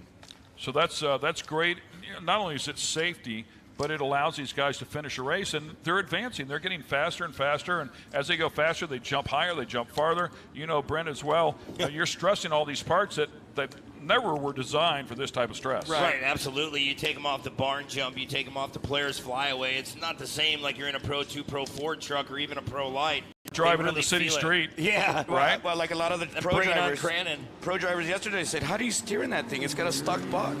Green flag flies. Here we go, ladies and gentlemen, and restart here, and they fan out a little bit. Kind of single file here, but a much better start here, if you will. You got Cisco up front, Greg and Wilkie, and Donnie Donovan. Yeah, Wilkie trying to run that inside now, going in the gravel pit. So cool to watch these cars. Oh, Donnie's a wild man. And how about the cars with the headlights? You got to love it. A lot of steam out of the back of that. Looks like they're in fourth place, possibly Eric Reinhardt with some steam coming out of the back of that one. Mike Steele? Yeah. Yes, sir. So cool, like you said, Ken, to have Impact involved with this class. They built me a beautiful fire suit for this weekend, put it all together with John Holter Racing, and they do phenomenal work. And it's so cool to see them coming back into this sport. And Ben is here. There you go, Donnie and Greg Shapiro going for it. Yeah, 1776 right there. That is Eric Reinhardt. Just made that pass, so did a nice job there. Very good, looking good out there. I'm just overwhelmed how these cars get through these turns and that they work pretty well. And like I said earlier, Corey Vandermark, Shane Stetson, he's in that 11:02, and he was all nervous before he left, Ken. He's like, oh, man, I don't know. I'm like, just take a deep breath and take those straps and just tighten them down a little bit more. He's going to come out so excited. He's going to be loving it. Well, and that's the thing. They come out, no matter where, you might be racing for 20th, but somebody's racing for 19th with you, you know, and you come out and you laugh and you shake hands and you embrace, and, man, you just made a memory together, and that's what it's all about. There's a lot of family action going on out here as well. That's what the series is really all about. Yeah, and so like Class 11, we're like, I hear it said a lot, like the old school racers. We all help each other. Somebody needs a part. We all share. We're all there to help each other, change a motor, trans, whatever, you know. Michael Steele there, the 1133, the gold and black car, and he is just behind the 1142 of Greg Shapiro. Yeah, Mike's Greg Shapiro good on that yellow impact car. Mike's looking good out there. He's got a little bit of smoke coming out of his car. It's got to be concerning. And Brett, you understand this all too well. I mean, and as do you. I mean, racing these things, again, it's all about carrying that corner speed, right? And you're on that skinny tire. Imagine how easy it is to get that thing up on the bike. Oh, yeah, absolutely. I mean, I've been in a Pro Light now, and those things like to bike it up quick. Sure. But I can't imagine the wheelbase. I mean, they're not very heavy of a car, so My point you really is have to the finesse. skill, right? Yeah, the skill. I mean, yes. these guys, it might be a slower car. That doesn't mean they don't possess the skill. No, you have to drive them the way they need to be driven, and I'm telling you, like, everybody can say, I can do that, but you know, Ken, you got to do it. It looks easy from out here because they're not going 100 miles an hour. I promise you, they're getting everything out of it they can. Oh, yeah. These guys, earlier this year, we had Larry Rossler in my car, and, you know, Mr. Really? Baja. Absolutely. Love Larry. He was so impressed. They go, man, he's an old guy. I don't know. Man, Larry's a monster. And he loved it. You know, he thought it was really good. Yeah, let me see people do what Larry's done on a motorcycle down at Baja. I mean, just time and time again. He's proved he's very worthy. Hall of Famer for sure. Had a good look at Cisco Bio, by the way, there for a little bit, the number 1118. He's been out front here since this restart, having a great run. And right there behind him, Blake Wilkie. We were talking about Blake. I mean, solid player. Had him on the stage up there during the parade a little bit earlier today. Another guy that's super passionate about it, has come on board here, has become very fast. Ex-comp, the number 1157, talking about Blake right there in that black car. And he's trying to chase down Cisco Bio.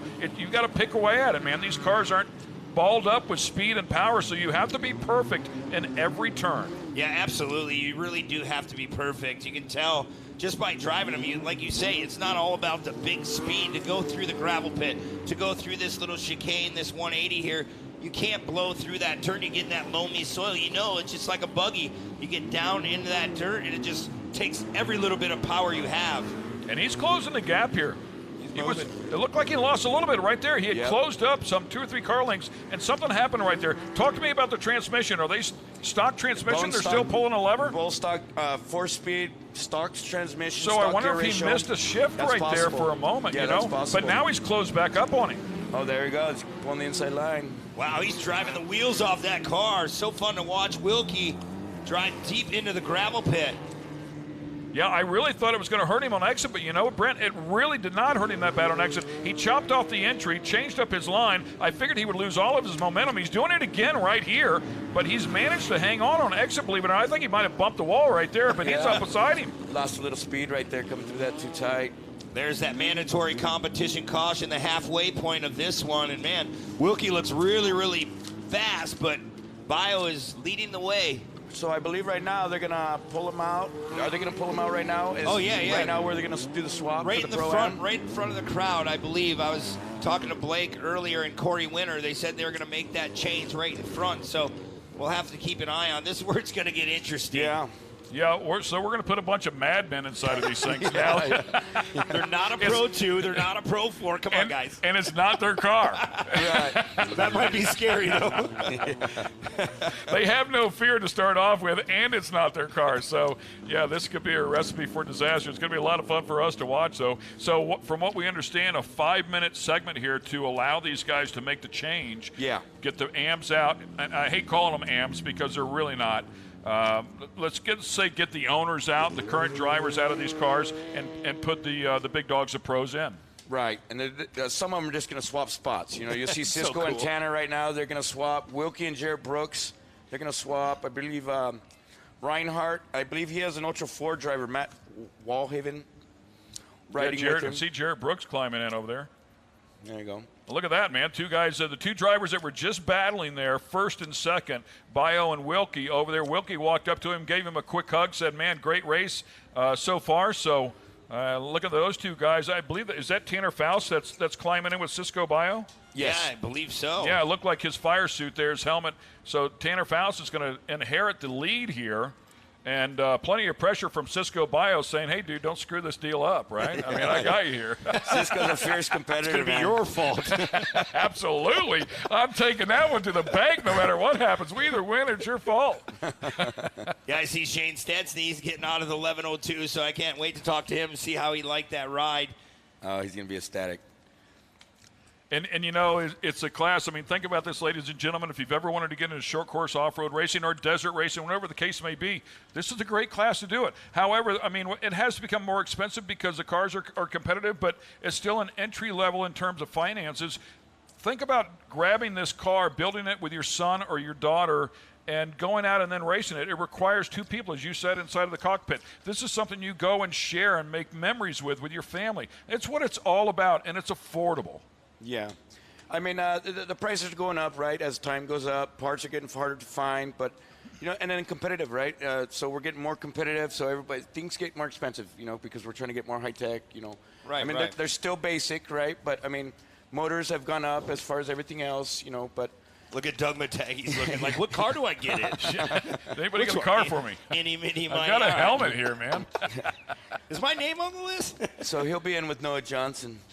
And Matag, a great guy, of course. Matag, a fabricator himself. There's not much that guy can't do with cut, grind, and weld when it comes to that. So we'll get him in there behind the wheel. Talk about a guy that has really shown speed, has been at the top of the field, has also suffered some of the biggest heartbreak coming to the last turn of the last lap of a cup race and have the truck fail on him and watch just staring at the finish line and a $30,000 check slip away. So he's seen the highs and lows out here. Matag's a great dude, always has a smile on his face. Yeah, him and his father, they really know how to fabricate, and they just keep going at it. I mean, he built that Pro 2 truck in less than 60 days. Right. I don't care who you are. Right. I mean, you're not sleeping very much. And plus, to think that bright every time you go work on that truck with only minimal sleep, I mean, you know, Ken, you've been around this sport forever. It's not easy to put one of these masterpieces together. Yeah, and you wonder, you see them come out, you know, maybe they struggle a little bit.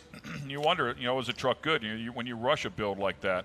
But eventually he did what he always does, man. He finds his way up to the podium, and for sure it's another quality build out of the Matag group. So it looks like some of the cars have fallen out. I haven't seen, I don't see the Gabrowskis. I don't see Noah Johnson out there. I don't see Rick Boyer. Oh, maybe Rick's right there. There's Rick walking at us right there. Yeah, I'm surprised some of the drivers have gotten out. I see him walking away. So, I mean, Do they not have to ride with the pros? So- Maybe they don't want to ride. Yeah, with the so pros. I believe they have the opportunity to put another co-driver in. Somebody else as a co-driver. Okay, so they have that option to put another co-driver in. Okay. Yeah, Ken, there's a spot open, buddy. Yeah, and it's a lot of right side weight. This is left turn track. There's a lot of steps we have to go down to. Air up the right side tires. Spring up on the right side, man. Stout's getting in. Turn the torsions on the right, huh? That's funny. Too far. Yeah, I wish. And look at that one's got a luggage rack on the top. Yeah, that's Donnie Donovan and Drive that thing Reinhardt. home. Yeah, and we actually drove it back from the parade. It's got license plates and everything. I mean, my car at home, I have tags and plates for it. Same thing. I just need a windshield, you know. The fans absolutely love these things, man. They eat them up. And, you know, we were at the parade, and they started up all the Class 11 cars that got in line. The crowd went crazy. It was amazing. How'd that go today down How there, do you Ken? not love the bugs? By the way, I don't remember what the proper terminology is for what they called the car in Mexico, Voyo or something like that. Bocho. Yeah, and that stands for bug. Yeah. That's where the name came from, you know, for Bochito. bugs. So yeah. That's how it came about. Of course, Love Bug. We all know Love Bug, right? I mean, grew up with that movie. Herbie, yeah, same thing. Herbie. Yeah, I'm the excited to history see on the these. car is nothing short of exceptional. And they're so simple, you know. These guys are running stock arms, you know, front and rear. You get the rear, you get to modify. The front, you don't get to modify. Stock spindles. You figure 50-year-old spindles, 50-year-old steering box. I mean, you know. So, are there any manufacturers that that are remanufacturing some of these parts to spec? I believe MP's building arms right now. Rear arms, I don't know of any rear arms that are built remanufactured. Everything, you got to find it. I believe there's steering boxes. There was another company. I don't know. I just try to find parts, people with parts in the backyard. Think about a steering box, dude. I mean, trying to come up with you hurt one of those. Try to. You might want to take a couple trips around Rhinelander and Crandon. Yeah, maybe somebody has one out there the you back go. 40. Well, look for the tall grass. Yeah. Very good. That's pretty much what you do. You know? Yeah, that's Mexico. You go to Mexico because I built them for so long. There's none. They've been They race these things all the time, everywhere. You know. Yeah, I was so surprised to see that the final run was, I believe it was 2003. So, I mean, but now we're still talking 19 years ago, right? I'm coming up on 20 years ago. So, I mean, a lot of those cars, but trying to find them. Yeah, were you born yet, dude? I was a junior in high school. Junior high school. I'm pretty old now. Catching it, Ken. So, well, let's see what goes on here. Tanner's up front. Jared Brooks in second. Reinhardt. Yeah, see who's with Reinhardt here. They give us no lights up here. They're really testing my vision. Well, Reinhardt has the Ultra 4 driver. I believe Mark. So he'd be good in the Wellhaven. rock garden. Yeah, there you go. Please don't take the car through the rock garden. Yeah, I don't think that thing would make it through there. You know, you'd be surprised stuff those things do. They'll climb a tree, man. They'll climb a tree. Shapiro with Brock Hager behind the wheel. Yeah, Brock. Talk about a natural. He put down the fastest lap yesterday, I believe. Brock Hager did. I mean, somebody needs to put that kid in a Pro 4, a Pro 2. We've been saying it for years. One of the most naturally gifted drivers to ever get behind the wheel of anything out here. You put him out in the desert, he's excelled there. You put him in the UTVs, excels there. Put him in a Pro Light, excels there. I mean, and honestly, like a lot of times the truck isn't all that. No. But, man, he drives around it. I mean, he just gets the good out of everything that is given to him. He's just such a natural. He feels the speed. He knows what the vehicle's doing. And he knows how to adjust to it. So I'm really curious. I mean, it wouldn't surprise me a bit to see him go around a couple of guys. Yeah, Brock Hager, he knows how to drive. And that's funny you said that. I was giving him a hard time yesterday. I'm like, when are you going to step up, buddy? He's like, I love the Pro Light class. You have to drive it on the edge. And in qualifying, he went over the lap before I went over, and I gave him a hard time, and I'm like, well, don't worry, bud. I went over right after you, and I said, well, you went over soft. I was like, maybe you weren't going in hard enough. He's like, hey, I got her back together, and I only qualified second, he says. I'm like, oh, tough break. I would say that's good company. I mean, if you flipped and then somebody makes fun of you, say, well, Hager flipped. I mean, we're going for it, dude. So you got Dave Mason back there in the red demo car, 1162, with Steve Fredericks. I'm curious to see how these guys, you know, I mean, Andrew give Carlson. Dave Mason a turn and break. He'll be wicked. Yeah, right. Andrew Carlson coming back to green. Here we go. With Tanner Faust out front, and Tanner gets a great start. Who was that? Jared Brooks that was right behind him. Looks like he might have missed a gear right there. Was he lost a spot? Yeah, Brock Hager's on it. Here comes Cheney. Andrew Carlson back there making moves. Jared Brooks hucking the car.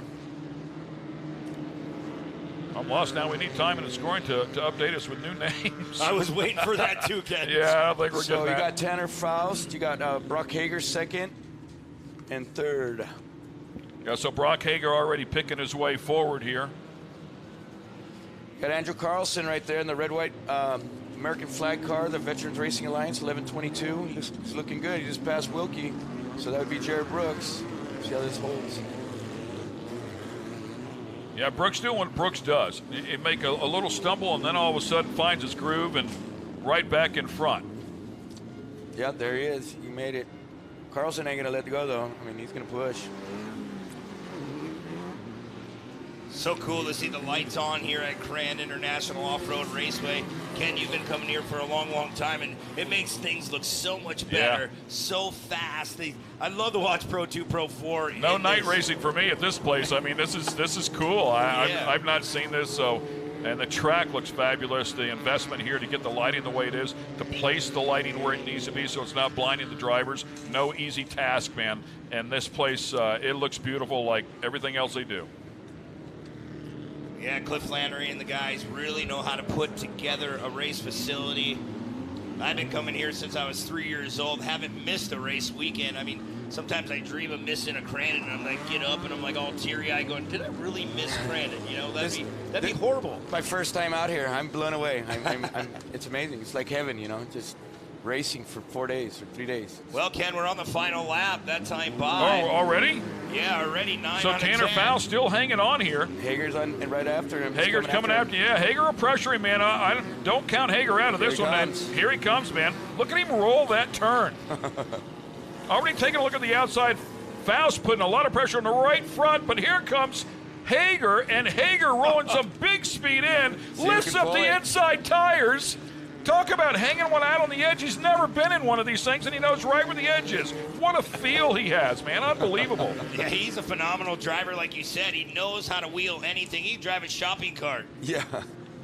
Oh, man, I was wondering if he was going to put a bumper on him right there, but he chose not to do so. Faust ain't letting him go. Yeah, he's pushing. White flag out.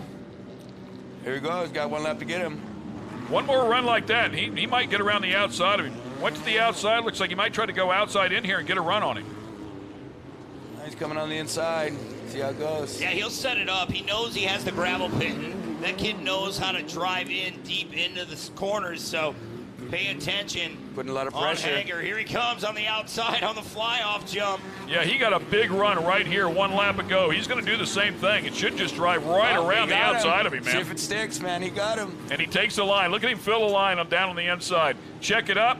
Much calmer than last time through there. Faust coming back at him. Almost making contact. Hats off to these guys driving these cars this hard. This is why they're called pros, man. I mean, a hop inside of one of these things, push it to the edge, right off the bat in the span of a couple of laps, and they've driven away from the field. Checkered flag coming out. Faust right there, side by side. Here we go. Wow. What a finish. Hager with the big win. Amazing race. Impact on board, going to be very, very happy. Yeah, Ben's doing somersaults right now. I just saw him. He was down in the bar downstairs a minute ago. He's having a drink, watching stuff on TV, and I guarantee you he is happy right now. Oh, that's amazing, man. Amazing Crandon does this, you know, this unique deal, you know, putting the pros in the cars. And, was this a pretty good payday, too, wasn't it? Yeah, I believe, I'm not sure what it was, but I know that Gravel Kings put in to get the cars out here. You know, so they brought the cars out. They were the sponsor. I believe the first place is $3,500. There you go. And then I set of wheels from Mobile Wagon. Then I seen the trophy this morning. Marty showed me the trophy. I'll leave it for you guys to watch. Shane's the only guy that loves me. Turn the lights on. I can read now. Second place is $1,000. Third place, $500. Hey, man, we got to get Shane. Hey, Shane, you can have my mic, man. Tell me what it was like, dude. Hey, I got to tell you, I went from extremely anxious to 100% calm by the time we hit the barn jump on lap 1. That was, man, it's a dream come true in a way. I've never been on the racetrack at World Championship weekend as part of a race it was a surreal moment down in the driver's meeting, too. I'm down there in my race suit, and I'm standing next to, like, Keegan Kincaid, Kyle Chaney. They're suited up. I'm like, this is weird, man. I'm about to be on the track at the, in the same event as these guys. Very surreal. Yeah, that's so cool, man. It's cool you got that experience out there. And does it make you want to try to drive one now or what? Absolutely. if you can handle a Pro Light, I can handle a Class 11. So what was your thoughts? So, I mean, Man, it was so much fun. I mean, like I said, I got to be on the racetrack, World Championship weekend. I get to do it again on Sunday. I was nervous about how they'd land. I found out they're actually a pretty comfortable ride. So it's not as rough as it looks, huh? Absolutely not. Everybody's always scared. You need to go faster. Yeah. Everybody's always scared. They're so rough, I was pushing the imaginary pedal on my side of the car, but it wouldn't make it go any quicker. Very good. Great race. I'm very very grateful for you guys letting me be up here, call the race with you guys. Paul and the guys, my friends racing. Very honored. Yeah, super cool. Thank you so much.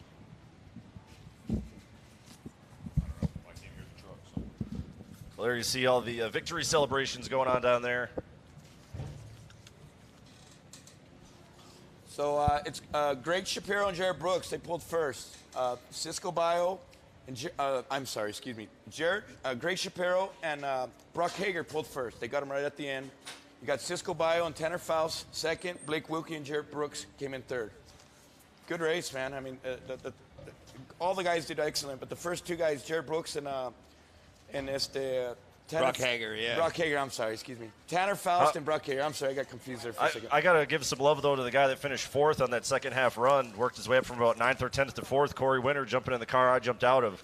Hey, Ken and I were talking about the weight. I mean, did he put a smaller guy in? Easy. And I don't know if I tried to slim down for this weekend. Ryan Rodriguez and Keegan Kincaid went for a tumble right at the beginning. I missed it. I mean, by the time we got up to it, we were just kind of everybody going left and right. So I didn't know Keegan was in there. Certainly, I hope he's all right. But I didn't see any medical staff down there at all. It looked like all track safety crew. Cars are built stout. They're built to roll. I mean, in that case, it's a race car with a bug body. I mean, that's what I like to say because most people just think it's a funny little bug. There's a lot more to it. Yeah, they're making their way up to the podium, our final podium of the night. But remember, tomorrow afternoon, in the morning, we start. What's the start time? I believe tomorrow. I think 10 o'clock. We'll look at our sheet here. At 9 a.m., we're going to start. So a full day of racing. You're not going to want to miss it. Yeah, great job. Thanks for the help, dude. We don't know anybody.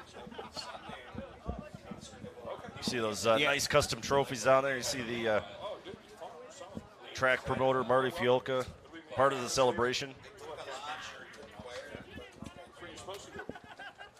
All right, we're going to go down with Nolan Castellian with our top 3 finishers. A bunch of guys down there as well. Thanks, Brent. We'll come over and chat with our third place finishers, Blake Wilkie and Jared Brooks. We'll talk and then you can stand.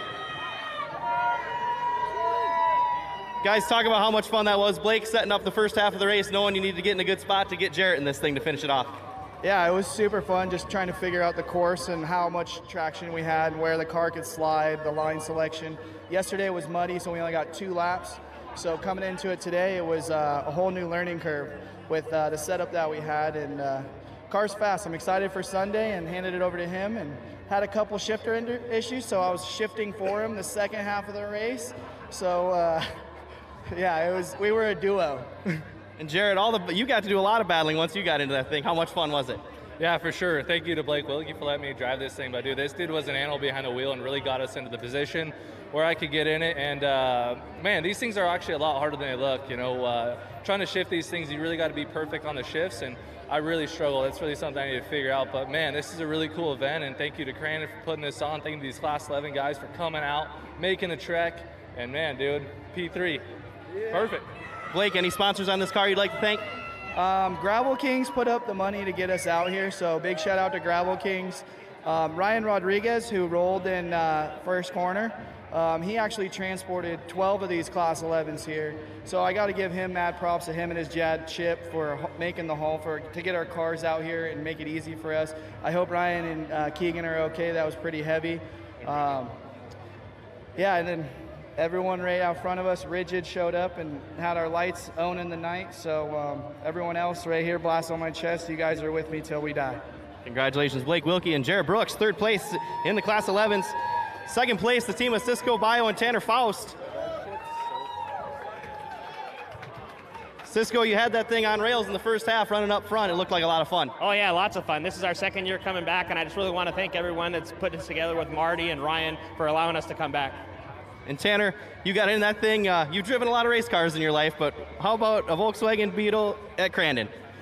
I mean, I never thought I'd do that. I'm wearing a Volkswagen logo on my suit, you know, so I thought I could represent. Their Cisco brings it in the lead, and I lose it on the last lap. I feel terrible for him, but holy crap, that was fun. We could actually, the cars are quiet enough. You can hear the crowd going crazy. Last lap pass, I mean, it was a great show, but tons of fun. And you're just reaming second gear in those things the whole way. Flat over every jump, just hanging on. It's like you move the steering wheel, but nothing really happens.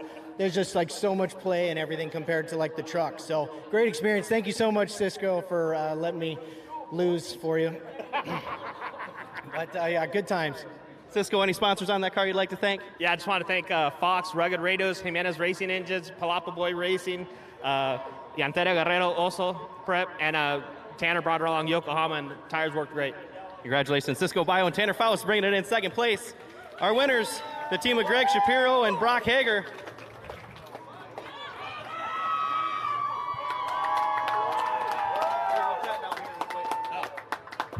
Greg, talk about what your plan was in that first half of the race, knowing that you were going to hand it off to Brock in the second half. Well, normally we're desert racers, and you always want to hand off your co-driver a really, really good car at the second half, so I was just trying to keep it the top 5 and let the doctor go to work. And Brock, we've seen you winning everything on these short course tracks. Pro lights, pro stock side-by-sides, and now Class 11s. What'd you think?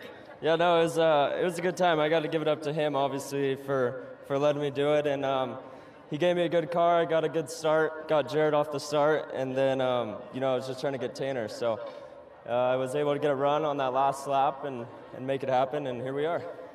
I know they tell a lot of kids to dream big, but did you ever think you'd battle Tanner Faust in a Class 11 at Crandon, or is that just surreal?